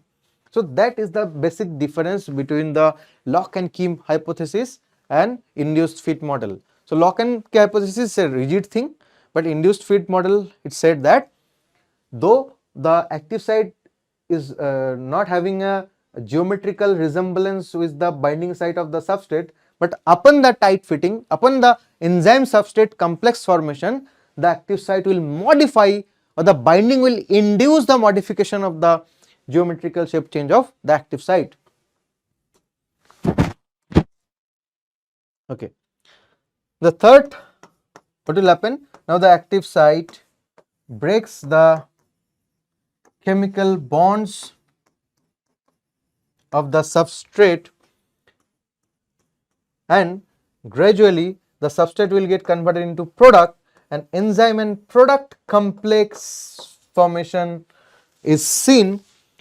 Now as soon as the enzyme and product complex is formed, the affinity is decreased in between the enzyme and the product, because affinity works for enzyme and substrate. Once the product is formed, the product is released free from the enzyme, and the free enzyme is ready for another substrate. Okay, so this was all about this induced fit model. So there are 5 steps. What is the first step? First step is the diffusion of the substrate towards the active site of the enzyme. The second step, the fitting of the enzyme and substrate, and that will induce the conformational change, the geometrical shape change of the active site, and that will cause the tight fitting or formation of enzyme and substrate complex or ES complex. And upon ES complex formation, the substrate molecule is gonna cross the threshold limit or transitional phase and will get converted into product. And now the complex is called enzyme and product complex. As soon as the EP complex is formed, the active sites are gonna release the product molecules from the platform, and the free enzyme is ready for catalyzing a new substrate. Okay. So we have come across multiple topics, and here the most important topic, the factors affecting enzyme activities.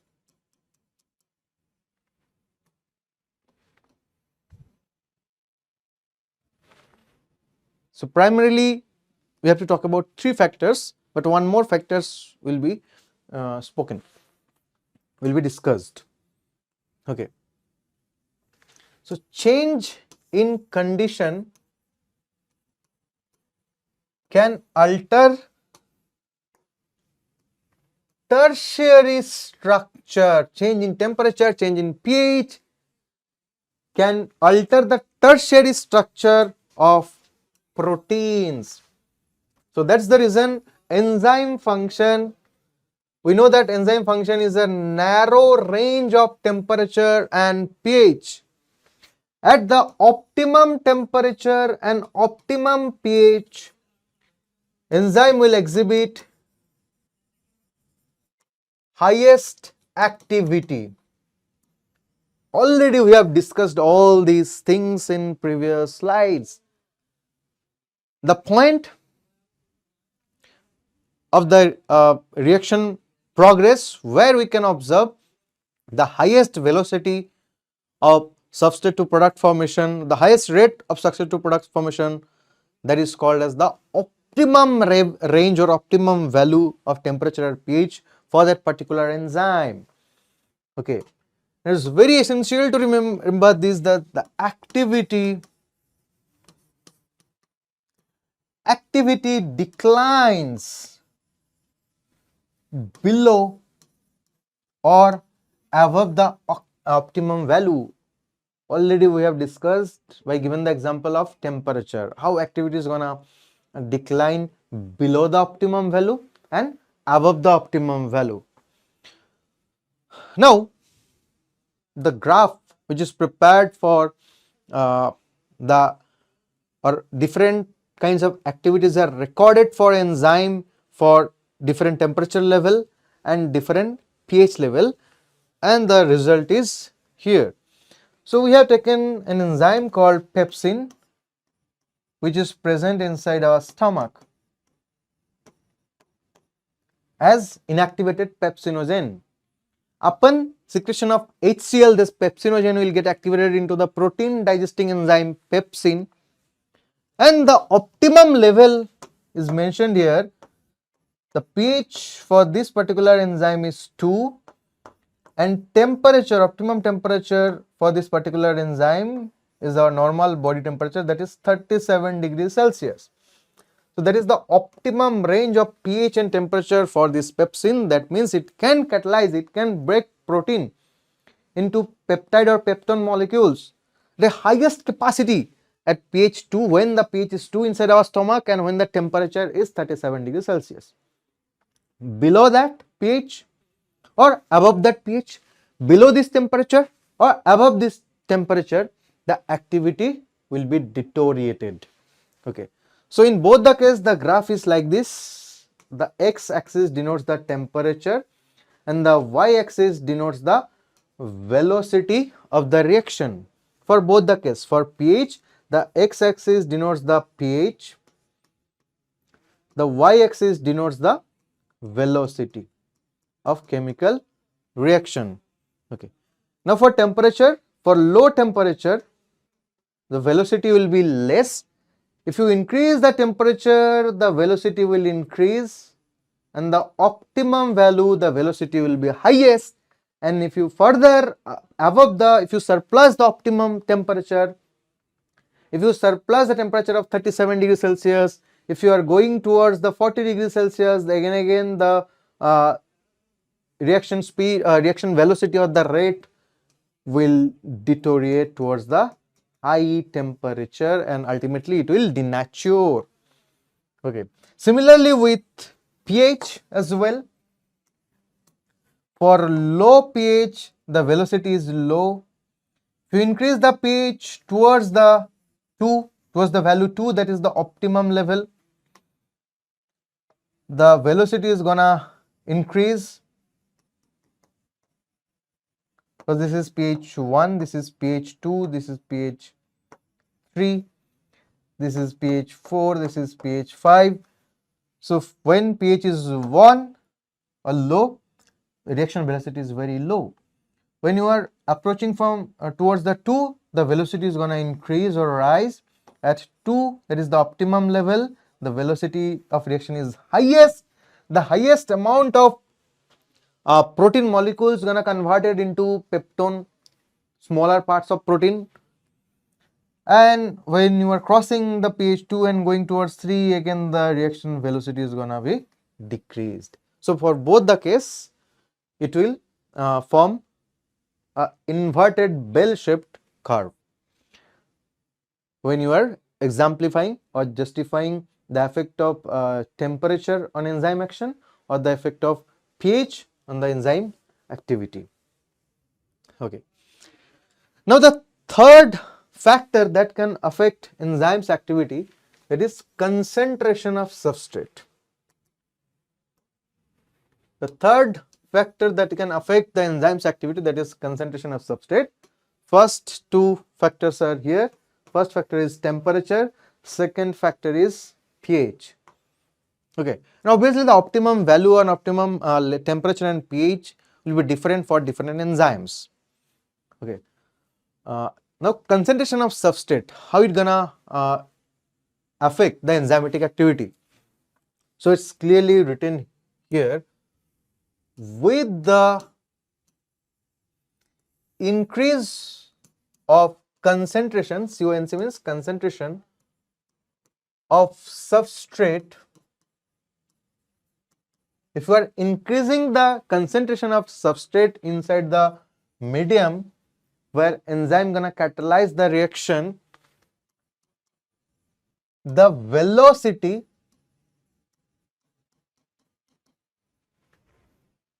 of reaction rises at first,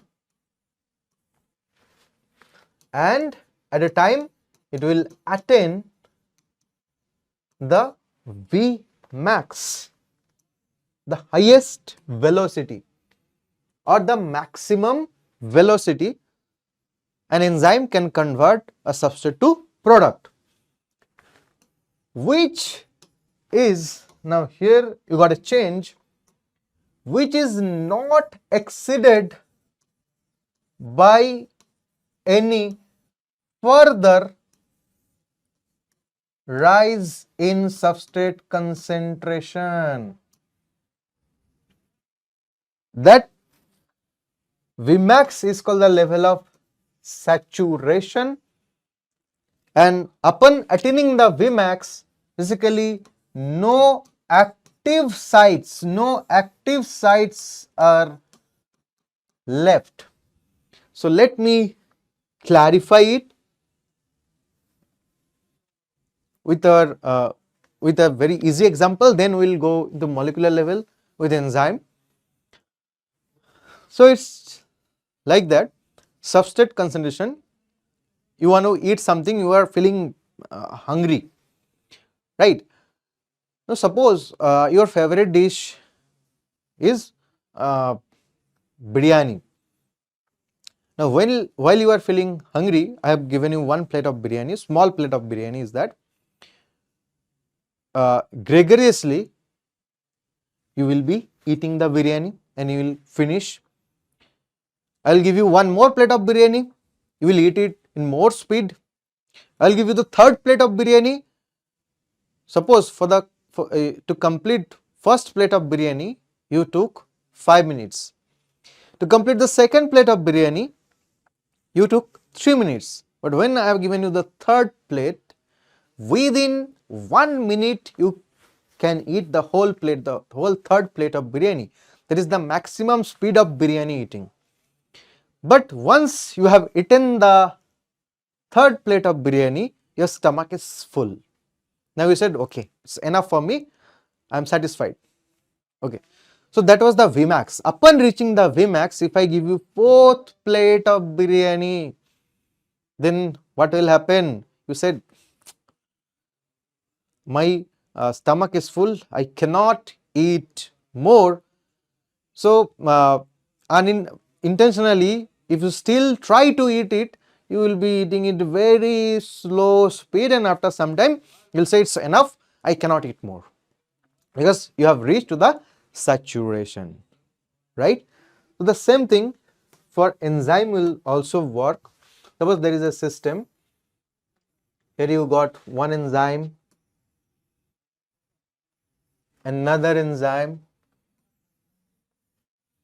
another enzyme, another enzyme. So what it looks like, suppose in this system you have added one substrate. So that substrate will go and bind with the first enzyme molecule. This is enzyme 1, this is enzyme 2, this is enzyme 3, this is enzyme 4, different molecules of the same enzyme. Now you have added the second substrate, it will go and bind with enzyme 2 more rapidly. You added another substrate 3, more rapidly it will gonna go and bind with enzyme 4. Now we will add fourth substrate. Again it will go and bind with the active site of the fourth enzyme. So when all the four enzymes are occupied, with the substrate, gradually they will convert this substrate into the product. They will convert this substrate into the products at a highest speed. But what after adding fifth substrate? What after adding sixth substrate? What after adding seventh substrate into this medium? All the active sites are already occupied by first, second, third and fourth substrate molecule. But if you add more, the fifth substrate, sixth substrate, there is no increase in the production, is because the system is saturated now. So the same thing happens with enzymatic activities as well. The same thing happens with the enzymatic activities as well. So if the x-axis denotes the substrate concentration and the y-axis denotes the velocity of enzyme, with increasing substrate concentration, the velocity will also increase. Keep increasing substrate, the velocity will also increase. Keep increasing the substrate, the velocity will also increase. But a time will come, a particular time will come, the velocity will reach to the Vmax. The velocity will reach to the highest level, that is called as Vmax. Once the reaction velocity is reached to the Vmax, if you keep on increasing the substrate concentration,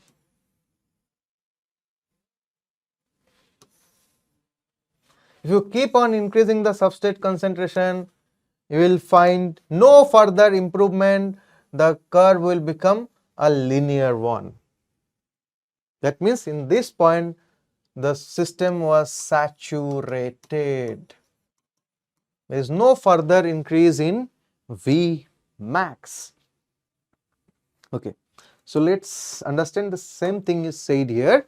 With the increase of concentration of substrate, first the velocity of the reaction will increase, and after some time it will attain the Vmax or highest velocity, and as soon as it attains the highest velocity, all the active sites will become saturated. No active sites will be left for binding with the substrate, so there will be no conversion of substrate to product. So the graph will become linear. Okay, so I think you got my point. Now you have to understand one very important thing, that is Km value. Now what is Km value? Km for Michaelis and Menten constant. Michaelis Menten constant. Now what is Michaelis and Menten constant? So this Km value denotes a specific substrate concentration. Km value is present on this x-axis, right? So substrate concentration at which reaction velocity attains half of the maximum velocity or half V max. If you don't understand it, I am making it clear for you. Suppose if you are a runner, you want to run, and your highest speed, we can say velocity, your direction is the end point, the red rope. Okay, you want to become the winner. So from the popping trees, when someone is blowing the whistle, you started running. So at a point of time of your run, you will attain the highest velocity of you. Suppose that is 100 km per hour. Though we cannot run 100 km per hour speed, but suppose you can become ultra pro Usain Bolt. Now you have reached the highest velocity, that is 100 km per hour, and for that I have to give you suppose 4 or 5 bottles of Red Bull. 5 bottles of Red Bull. By drinking 5 bottles of Red Bulls, you can run at a speed of at a velocity of 100 km per hour. So that will be the 100 will be the Vmax for you. So what I said, you want to run, you are a runner, you are ultra pro Usain Bolt, you can flash, not flash, flash is too much like high speed. So your highest velocity, you can run at highest velocity, your Vmax is 100 km per hour. But a condition is applied here. If I want that you will be running at the speed of 100 km per hour, you need to consume 5 energy drinks.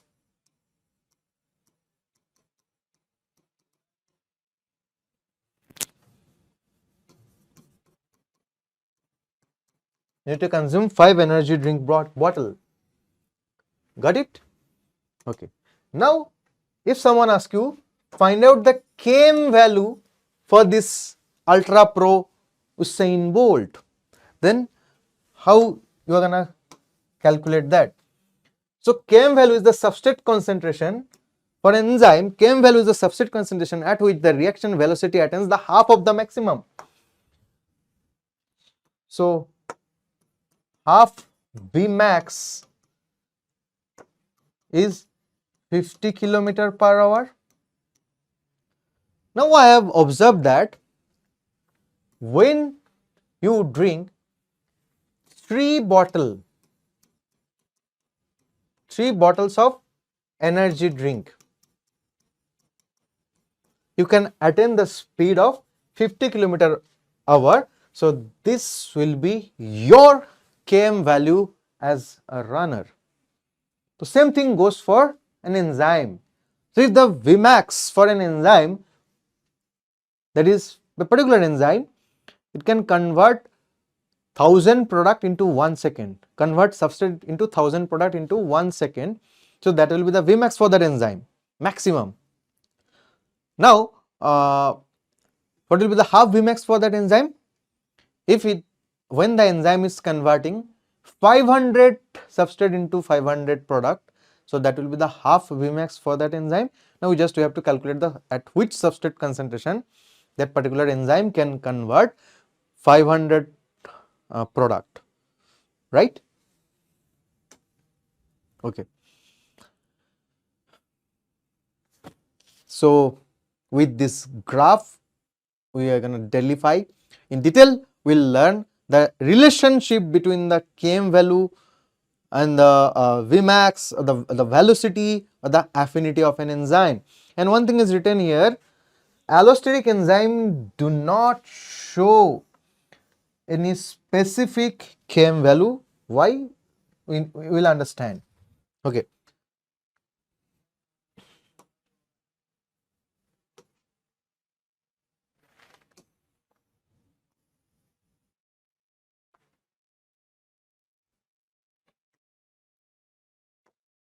X-axis for substrate concentration, y-axis for velocity. Okay. Now this is one enzymatic reaction curve, and this is the Vmax.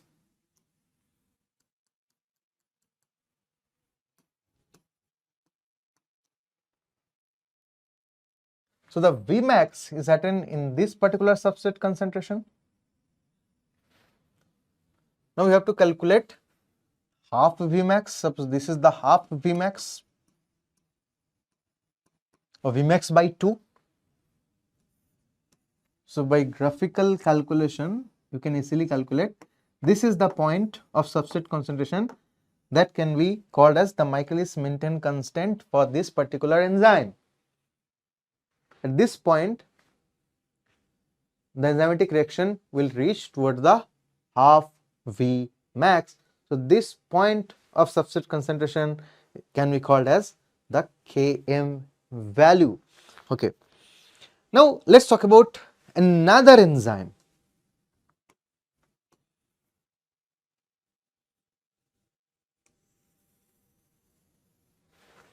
Now this is another enzyme with this pink line.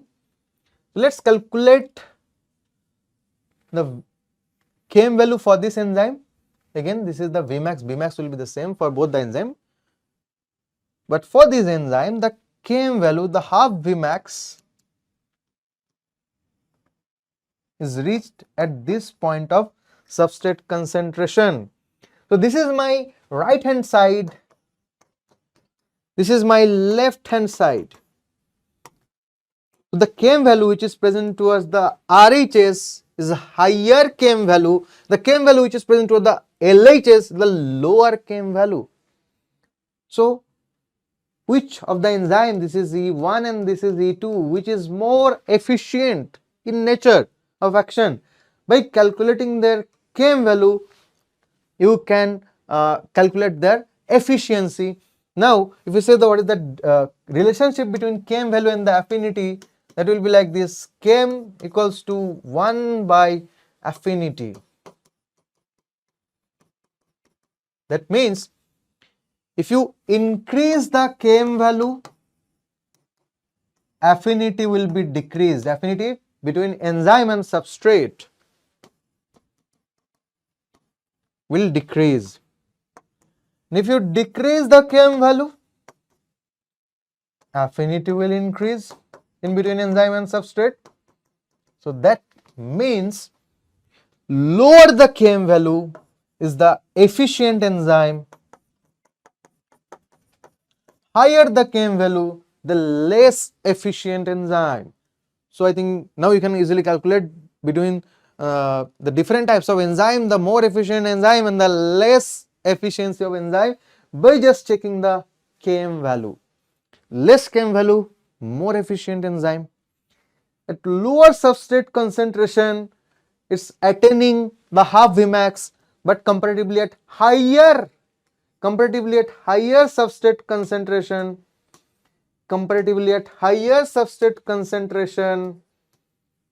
this particular enzyme is attaining the same half Vmax. So, for example, there are two students. One, by studying 4 hours a day, he can score 90 out of 100. And there is another student, by studying 6 hours a day, he or she can score 90 out of 100. So, who is more efficient, you think? The student who is studying for 4 hours a day but still managing to score 90 out of 100, he or she is more efficient than the student who is studying for 6 hours and then managing to score 90 out of 100. Okay, now it's time to move to the next topic. So with these interesting diagrams, easily you can figure out a very innovative thing you can see here. Now what is the relationship between an enzyme and the specific substrate? Basically here in this diagram you can see that enzyme is falling in love with the substrate and saying that, hey substrate, you are mine, you are only mine. So this love is basically the affinity in between enzyme and the specific substrate. Okay. Now here another kind of relationship is seen here. So basically here we will be talking about the presence of inhibitor or competition, the competitive inhibition of enzyme. So here what happens, suppose this is the active site or the substrate binding site of this particular enzyme, and this is the original substrate wants to bind with this active site, but a similar looking molecule will come and we will call that molecule as inhibitor molecule and will bind with the active site, right? So it's very usual that enzyme had a good affinity, good relation with the substrate. So substrate will be threatening the inhibitor by saying that, hey, that's my enzyme. But in response, obviously the active site is already occupied by the inhibitor. It will say that whatever, don't see your name on it, right? I feel that site is for me. Who the hell are you, substrate? I'm your competitor and I have inhibited your binding with the enzyme. So there will be no formation of the product for this particular case. So this kind of condition is called competitive inhibition.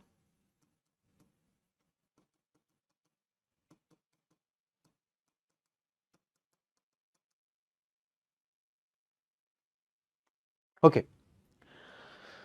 So in our syllabus only we have to study competitive inhibition and non-competitive or allosteric inhibition. In higher classes you can figure out the difference between the competitive inhibition, non-competitive inhibition, uncompetitive inhibition. Different kinds of enzyme inhibitions are there. So the fourth factor that can affect enzymatic activity or catalytic activity, that is the presence of inhibitor in the system. Yes. So very basic thing about competitive inhibition.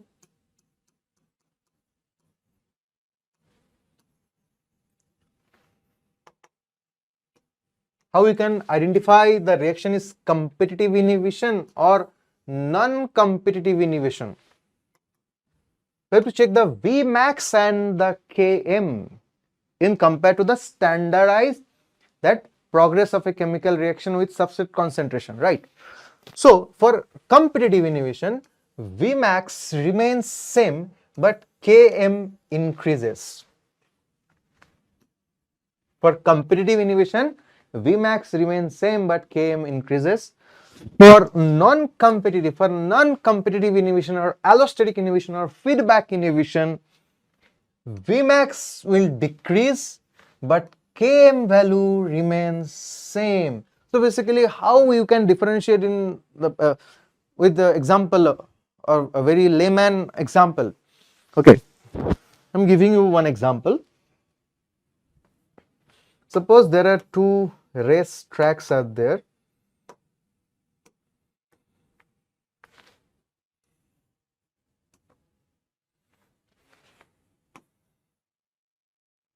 The starting point, this is the ending point.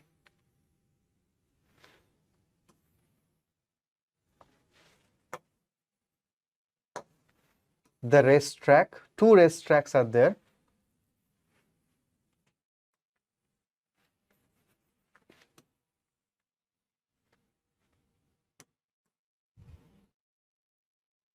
So first I'll give you example of competitive inhibition, then I'll talk about non-competitive inhibition.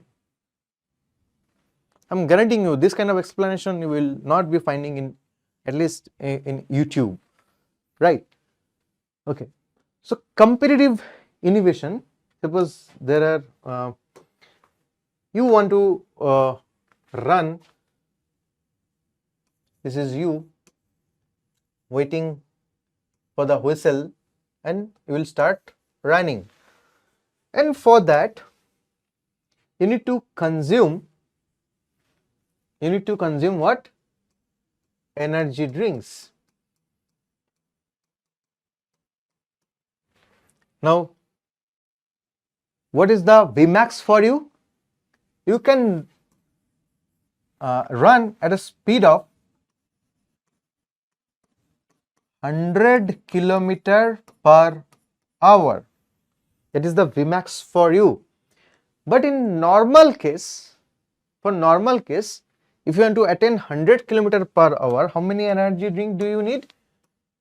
You will be needing 10 bottles of energy drink, 5 bottles of energy drink.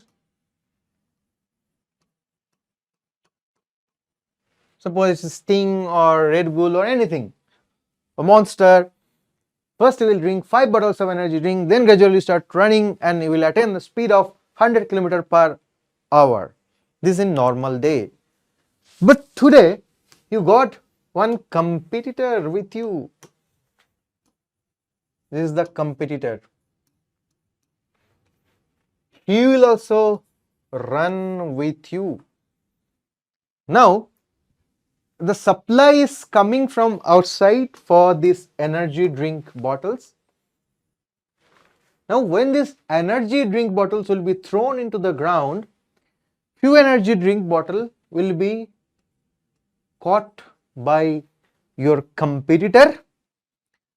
So today, in this day where you got a competitor, you need more supply for this ground, for the system. It needs more supply of energy drinks. Now you normally, if I am throwing 5 bottles in general day, 5 bottles will be caught by you and you will attain a speed of 100 km/h. But today when you got competitor, suppose the first energy drink I have thrown into the field, it was taken catch by the competitor or inhibitor for you, which is resembling similar to you but have some differences, same but different, right? So today I have to supply 10 bottles of energy drinks into this field because few will be consumed by the inhibitor, but I want you to attain the highest speed, that is 100 km. So I have supplied 10 bottles, 5 already taken by the inhibitor and 5 eventually somehow you are able to catch and drink, and you will run still at the speed of 100 km. So here what we got to know, the Vmax remained the same, that is 100, but the Km value, the supply of the substrate has from 5 it has been increased into the 10. So that's what I was telling. For competitive inhibition, Vmax remains the same but Km increases. But what about non-competitive inhibition? Now in the field only you are there to run, there is no competitor, but I want you to inhibit. But how to inhibit? I cannot use any competitor. So what I will do, I will throw a stone into your legs and somehow your legs will be injured. Now if your legs are injured, you are inhibited, right?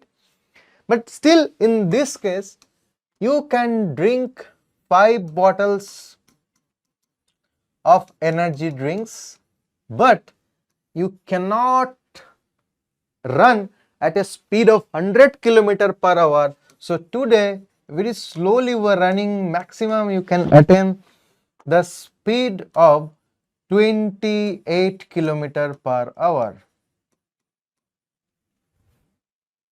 right? So that is called non-competitive inhibition. So here you can see that for non-competitive inhibition, Vmax from 100 decreased into 28, but Km, supply of substrate, remains the same. So this same thing is written here. For competitive inhibition, Vmax remains same but Km increases. Km increasing means efficiency is decreasing, affinity is decreasing. For non-competitive inhibition, Vmax decreases but Km remains the same. Just remember these examples of this runner. Things will be more easier while you will be solving questions, right, into your examination hall. Even the graph difference you can see here. For competitive, this is the normal graph. This is the normal graph with a specific Km value. But for competitive inhibition, the right shift of the curve is seen here. though it's reaching Vmax somehow,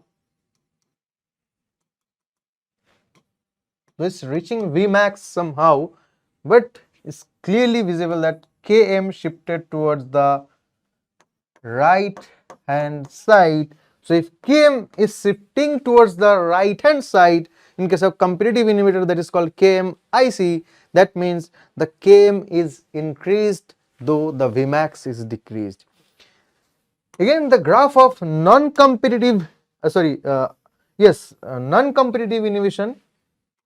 This is the graph of non-competitive inhibition. A is the standard enzyme, B is case of competitive inhibition, and C is the case of non-competitive inhibition.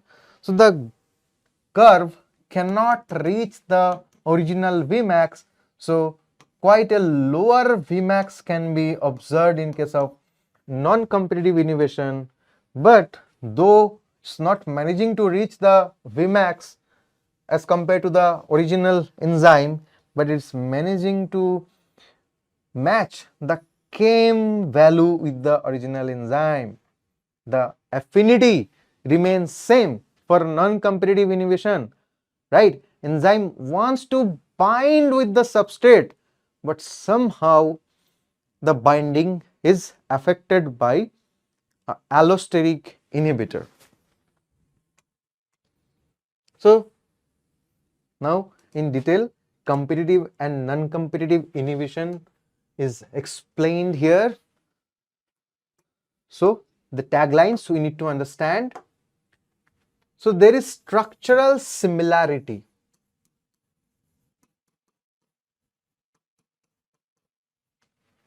There is structural similarity in between the substrate and the inhibitor.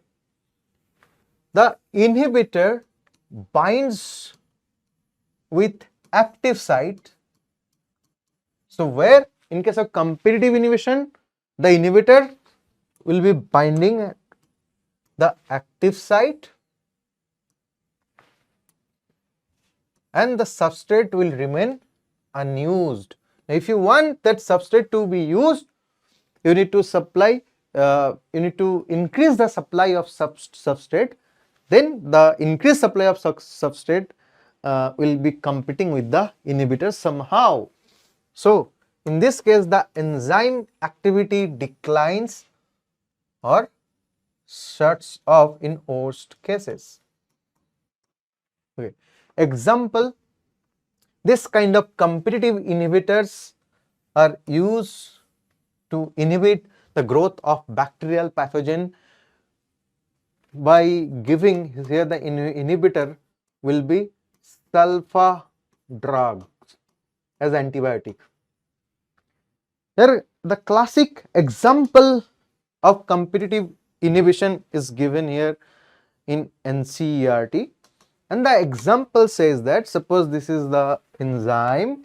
Which enzyme is this? Succinate dehydrogenase.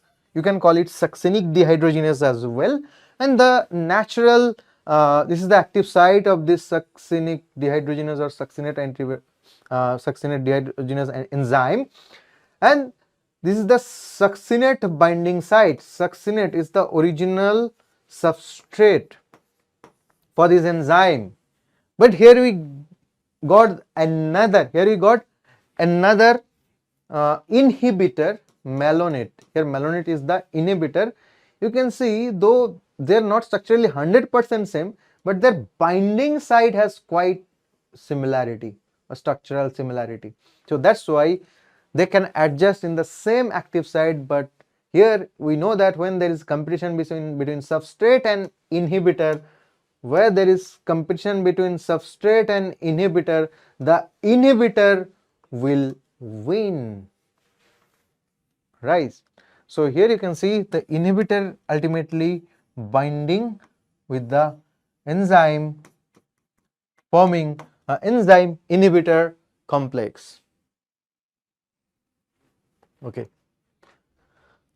Another example of competitive inhibition, suppose someone has taken methyl alcohol instead of drinking ethyl alcohol. This is called methyl alcohol poisoning. Now ethyl alcohol and methyl alcohol, they got the similar structure or structural binding site with the enzyme. So if already you are drinking methyl alcohol and you got a methyl alcohol poisoning, so if you visit doctor, so doctor will tell you to drink ethyl alcohol, so that ethyl alcohol will act as inhibitor for the methyl alcohol, bind with the enzyme and deteriorate the toxic activity of the methyl alcohol into our body.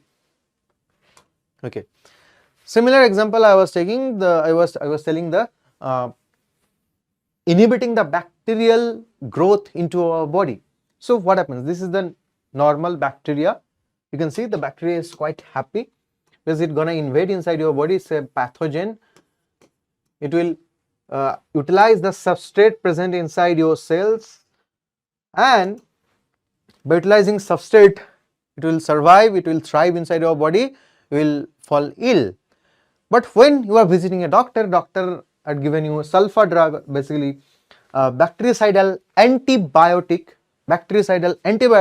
so that will act as inhibitor for the substrate inside our body. So while you are consuming the antibiotic, the sulfur drugs, they act as inhibitor of the substrate of this bacterial enzyme. Instead of the substrate, they will block the substrate, inhibit the substrate, and it will bind at the active site of the bacterial enzyme. And if the bacterial enzyme is inhibited, gradually the bacteria will stop its growth or it will die. Now we'll talk about non-competitive inhibition as given in NCERT in the form of allosteric modulation, or also can be called as feedback inhibition. Now in case of non-competitive inhibition, the inhibitor attaches to an area other than active site. Very much important. For competitive inhibition, inhibitor was binding to the active sites, but here the non-competitive inhibitor will bind into the allosteric site, that is not the active site, and that will cause conformational change of enzyme. Just I said, I will into today's running competition, I will not be utilizing any competitor, rather I will break your leg so that you cannot attain the Vmax.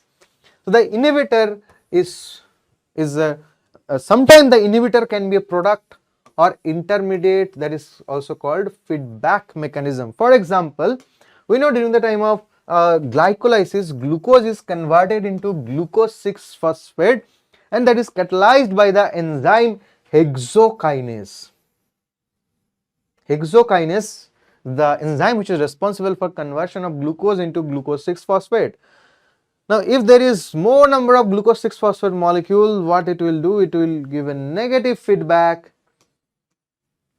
It will bind with the allosteric site of hexokinase enzyme, and that will inhibit the formation of glucose to glucose 6-phosphate.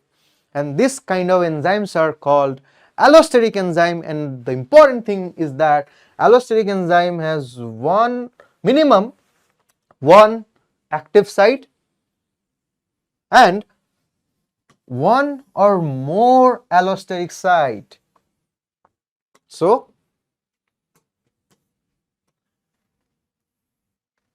if this is the active site of the enzyme, now apart from the active site, if you get another pocket kind of structure which is not active site, so this is the active site of the enzyme and this is the allosteric site.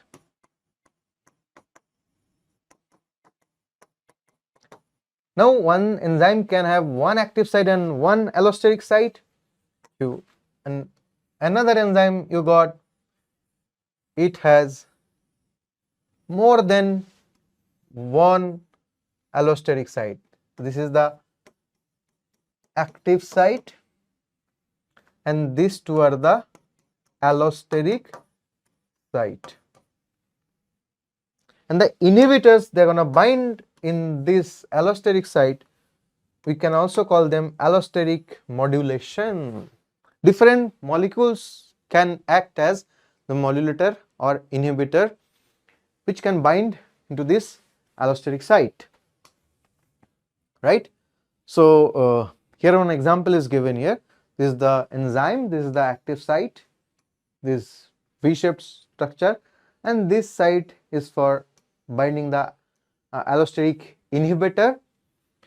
So what happened? The substrate was tending to bind with the active site, but in the meantime the system got the inhibitor, and the inhibitor will bind with the allosteric site now, and that will cause a conformational change into this active site. So you can differentiate between this active site before binding the allosteric inhibitor and after binding the allosteric inhibitor. Now this site, the active site, cannot recognize the substrate, and there won't be substrate binding with the enzyme. So that is the example of allosteric inhibition or non-competitive inhibition. Okay. Now our next topic, that is classification and nomenclature of enzyme. So very easy topic. So basically enzymes are divided into 6 classes, and what are those classes? You can easily remember by this mnemonic: OTHLIL, OTHLIL, O for oxidoreductase, that can also be named as dehydrogenase, T for transferase, H for hydrolase, L for lyase, I for isomerase, and L for ligase. So do not confuse in between lyase and ligase. 4th class, that is lyase. The 6th class, that is ligase. Okay, and each class has 4 to 13 subclasses, and each subclass has many subclasses or groups. So the hierarchy is like that. For enzyme classification, the first, there is class of enzyme. Under a class there will be 4 to 13 classes, 4 to 13 subclasses.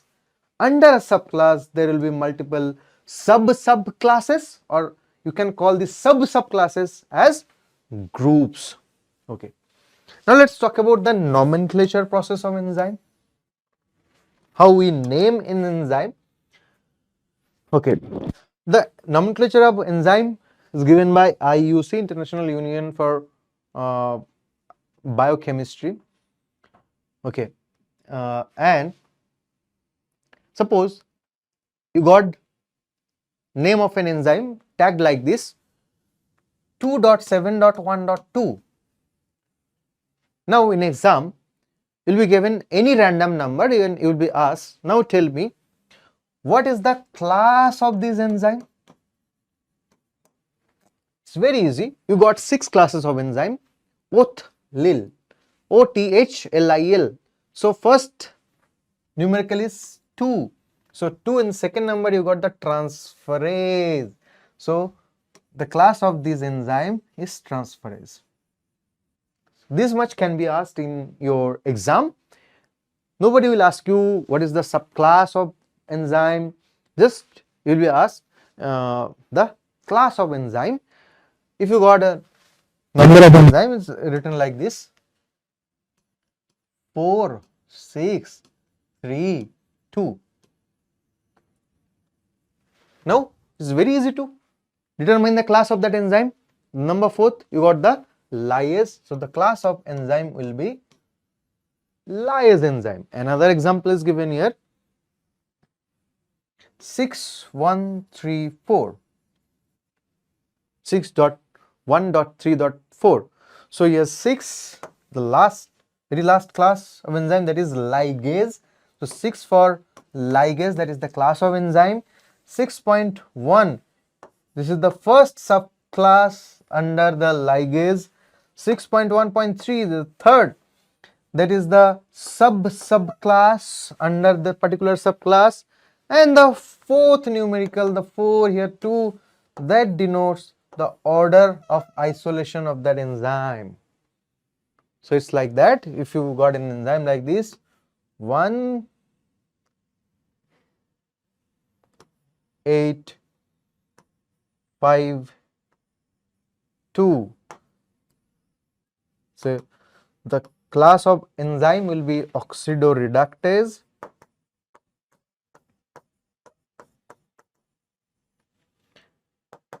The numerical 8 written here, that denotes the subclass. The 5 denotes the subclass, and the numerical second 2 denotes the order of isolation, the second order of isolation.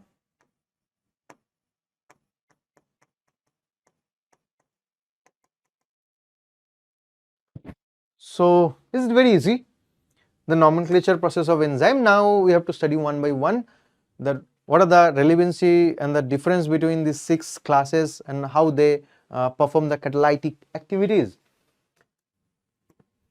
First is oxidoreductase. So function of oxidoreductase is the transfer of hydrogen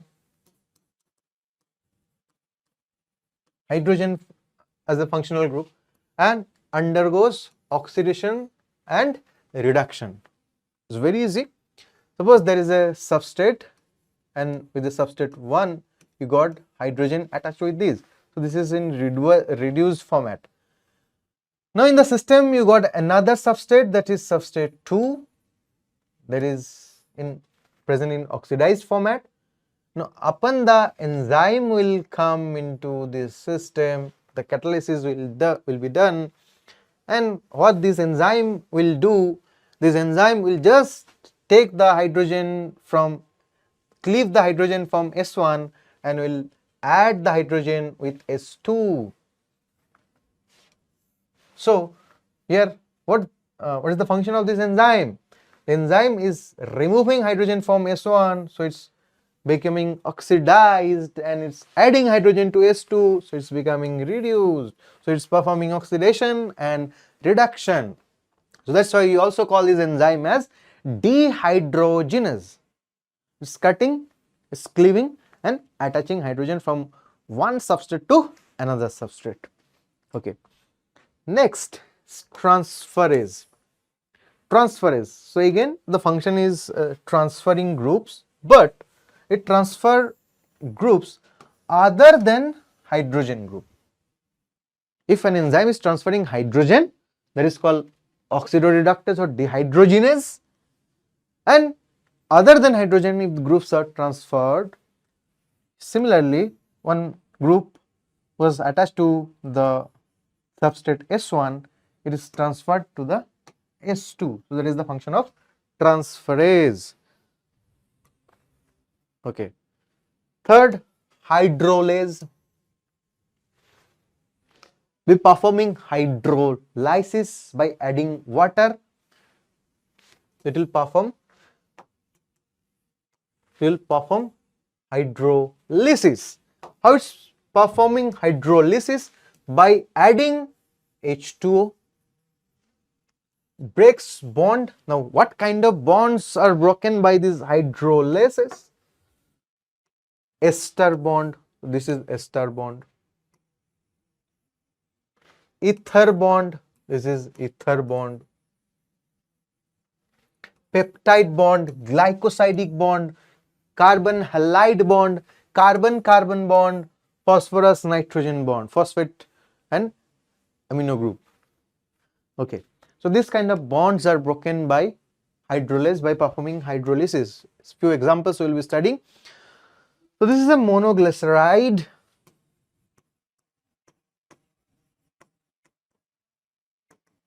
So monoglyceride molecule, this is the glycerol moiety and this is the fatty acid moiety.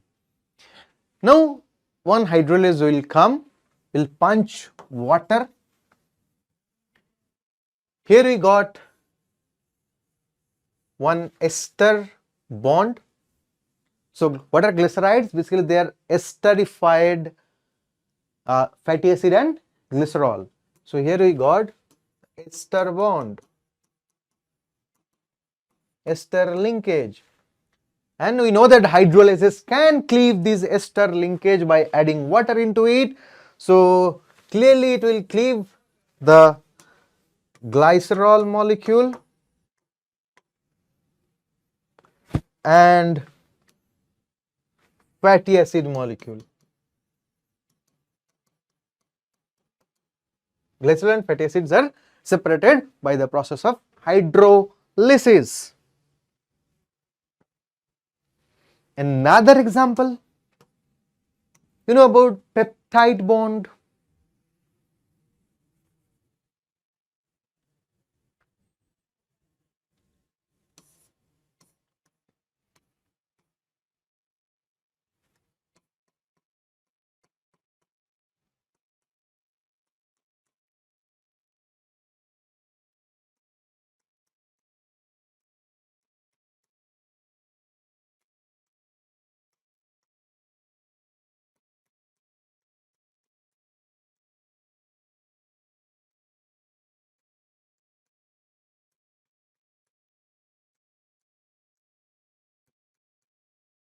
So this is one amino acid,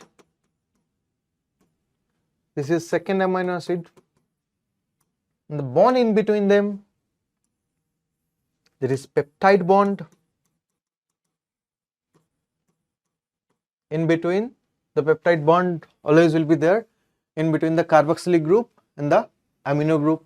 This is the carboxylic group, this is the amino group, right? During the time of polypeptide chain formation or protein formation, you need to use this peptide bond. Now if you hydrolyze this, you have to punch H2O. You already studied in the chapter of biomolecules. During the time of peptide bond formation, we had to dehydrate. During the time of ester bond formation, we had to dehydrate. Now again we are breaking the bond, we have to hydrate it, we have to add water molecule, and upon adding the water molecule, the amino acid will be separated.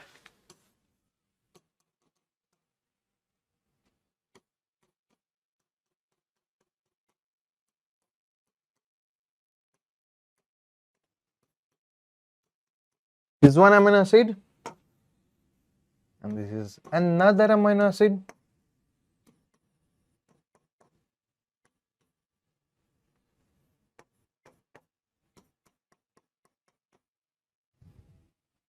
H2O is utilized here, see. With this portion we got OH, and with this portion we got an extra H. H2O is utilized to break the peptide bond. Okay. Now let's come to the fourth class of enzyme, that is lyase. Lyase meant for the catalytic process of lysis, that means breaking down. So the lyase enzyme breaks bond other than those are catalyzed by hydrolysis. So hydrolysis is also one kind of lysis in presence of water, by punching water into it. Other than hydrolysis, if an enzyme is able to break bonds, they are grouped under this lyase. So what basically they are doing? They are breaking bond. They are breaking bond. That's why they are performing lysis. And once their work is done, they have a tendency to form double bonds. So here you can see in between this carbon atoms there was a single bond, but after the process of lysis, double bond is formed. Okay. Now we got isomerase. Isomerase, they are responsible for isomerization, interconversion of positional, optical and geometrical isomers. Now here we have to elaborate this point. Isomer with similar chemical formula but different in structure. So if you talk about positional isomer, we talk about positional isomer, the interconversion of glucose to fructose and fructose to glucose is done by isomerase, right? So that is kind of this glucose and fructose, they are positional isomers. Glucose, fructose, galactose, these are positional isomers. Now let's talk about optical isomers. Now if we talk about only glucose, glucose has two optical format. Under polarized light, the D-glucose, the dextrorotatory glucose will rotate to the right side, and the levorotatory glucose or L-glucose will rotate into the left side. So the interconversion between D-glucose and L-glucose, that is done by another isomerase enzyme. So D-glucose and L-glucose, D and L forms, dextrorotatory and levorotatory forms are called as optical isomers. Now what about geometrical isomers? Now you take the D-glucose. You take D-glucose. Now in nature you will find there are two forms of geometrical D-glucose are found, alpha D-glucose and beta D-glucose. If you check the like cyclic structure, the cyclic structure of glucose like this.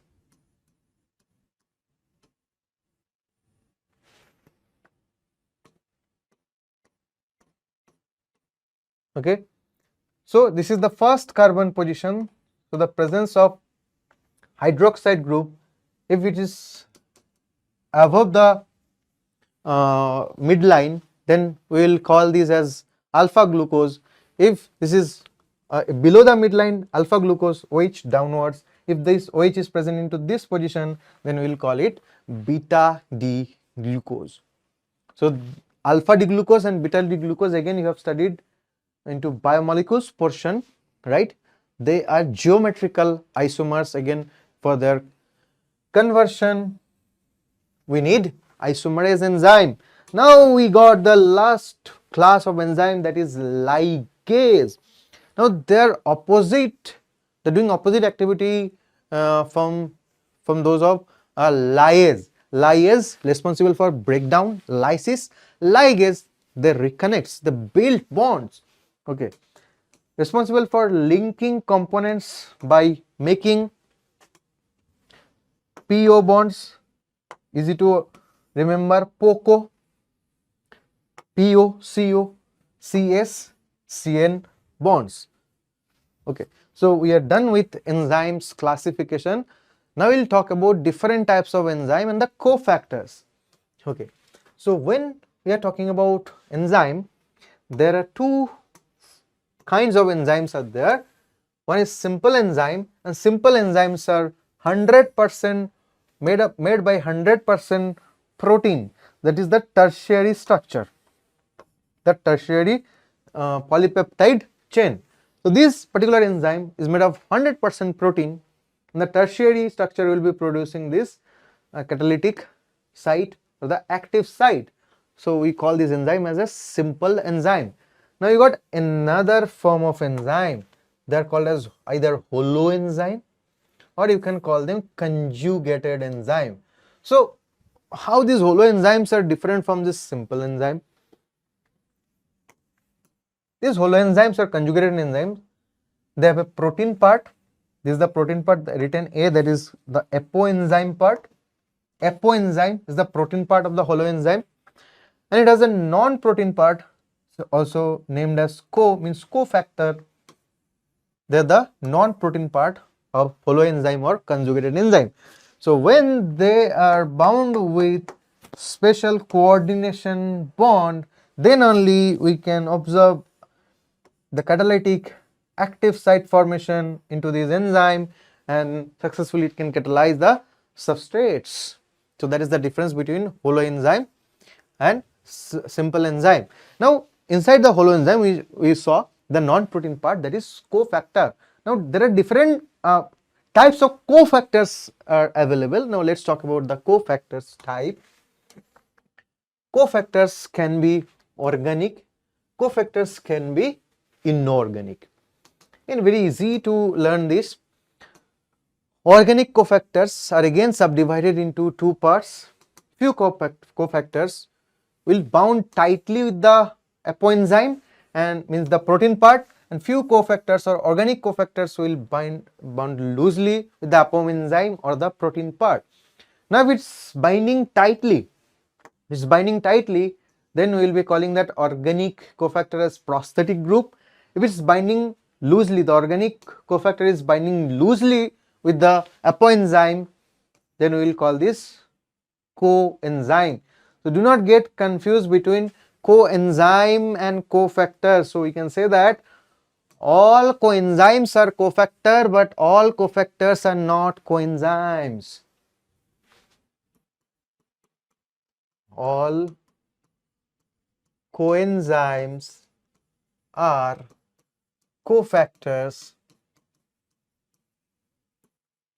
but all cofactors are not coenzymes. Only the organic cofactors which bound loosely to the apoenzyme, they are called coenzyme. Now obviously a few examples we need to remember given in NCERT as it is. So the prosthetic group is the heme group. Heme group is a prosthetic group, and generally the prosthetic groups can bind with multiple enzymes. Like the heme group can bind with the peroxidase enzyme, heme group can bind with catalase enzyme. So both the enzyme heme group will be acting as a prosthetic group. Now how it will be catalyzing? Hydrogen peroxide inside our cell are splitted into water and oxygen, okay, because oxidizing agent H2O2, to save a cell the catalase enzyme works, okay, and it will produce H2O and O2. Now I am giving you a very important trick to remember this reaction. You won't be getting hydrogen peroxide into your home, but obviously to clean your clothings, your home must have vanish, right? The liquid vanish. You can ask your mom or whoever the helping hand is there in your home, then take out a little amount of vanish inside a glass, and you can cut either potato or tomato or ginger, right? So take ginger from your kitchen, cut few pieces and just dip the ginger pieces into the vanish or hydrogen peroxide solution. Within minutes you can observe bubble formation is there. Basically what is happening there, the catalase enzyme inside the ginger pieces, with the help of the cofactors present into that particular living organism, will be catalyzing or breaking hydrogen peroxide H2O2 into water and oxygen, and that will create a foam or froth inside that glass. Okay. Now let's talk about some examples of coenzymes. Okay. So one of the classic example of coenzyme is nicotinamide adenine dinucleotide, NAD. Example of coenzyme. So from where we can our cell produces this nicotinamide adenine dinucleotide, the full form of NAD, is a derivative of vitamin B3 or niacin. It's a vitamin. So mostly you can observe inside our body the coenzymes are vitamin derivatives, like vitamin niacin or B3 derivative is NAD. Okay. Now let's talk about some inorganic cofactors. Mostly they will also bind tightly with the apoenzyme. They can be metal ions, they can be non-metal ions as well, like chloride ion. But in NCERT only metal ions are discussed, like iron act as inorganic cofactor for the enzyme succinate dehydrogenase. Zinc act as a cofactor for the enzyme carboxypeptidase. Calcium cofactor for multiple enzyme, also cofactor for alpha amylase present into our saliva. Magnesium cofactor for more than 300 enzyme. One of the example is hexokinase. Magnesium is also cofactor for the enzyme hexokinase. Okay, and you know, this is the enzyme which is required to initiate the first step of glycolysis, conversion of glucose into glucose 6 phosphate. Now we'll solve some important questions. We are done with today's theoretical part of this topic, enzyme from biomolecule, right? So first question, when substrate and inhibitor bind at the same active site of enzyme, it is termed as, you know, it's very well, it's called as competitive inhibition. If this is the enzyme, this is the active site. If this is the substrate, this is the enzyme, this is the substrate, and here the inhibitor arrives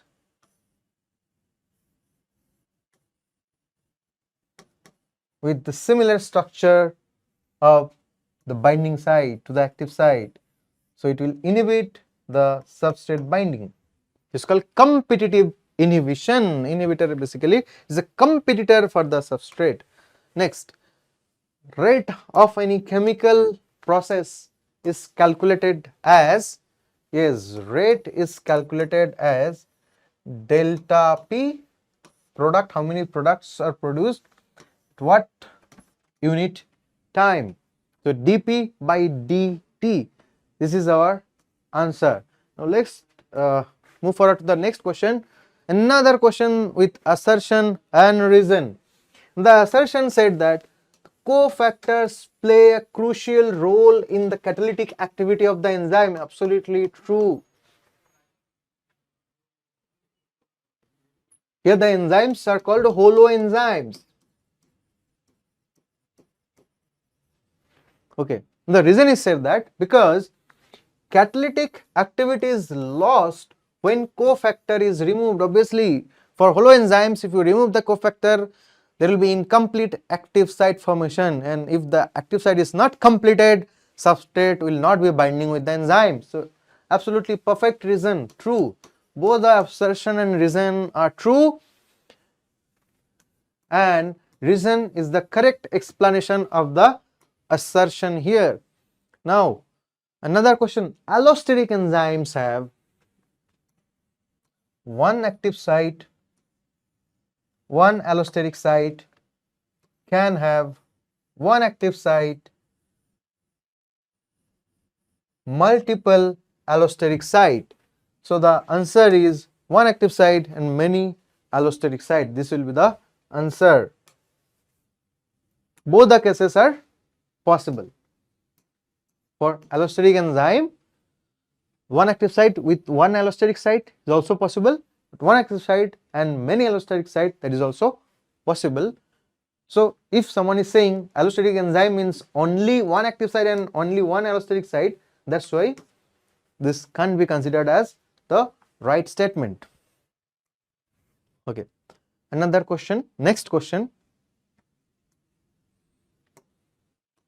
Statement is saying that enzymes which catalyze transfer of group other than hydrogen from one substrate to other substrate are called transferase. That is true statement. Statement 2 is said that enzymes which catalyze removal of groups from substrates, group removal from some substrate mechanism other than the hydrolysis leaving double bonds are reductase. No, this is false.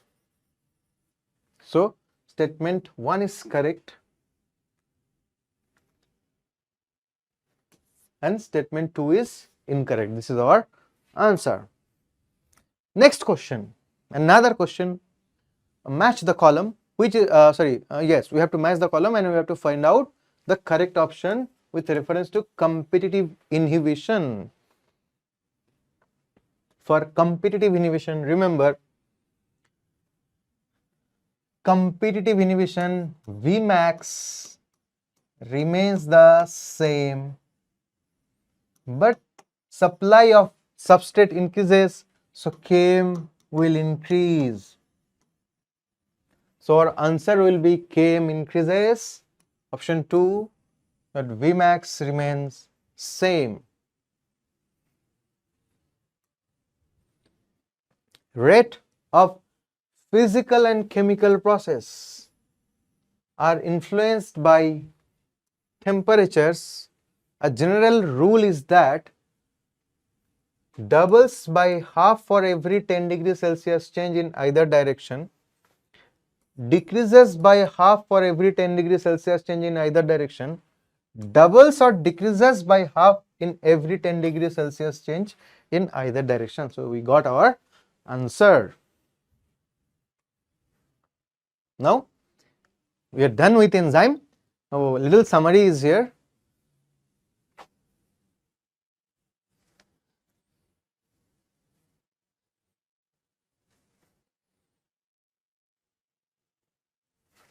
Okay, a little summary of enzyme is given here.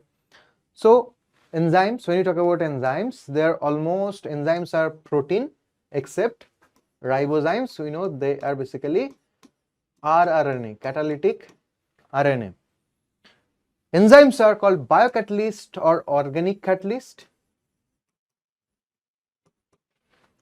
They increase or decrease.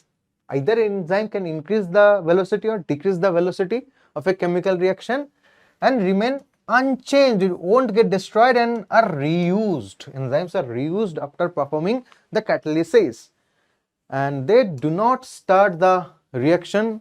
Very important point. Enzyme cannot start the reaction. Without enzyme also the same reaction gonna take place, but that will take a longer time to get completed.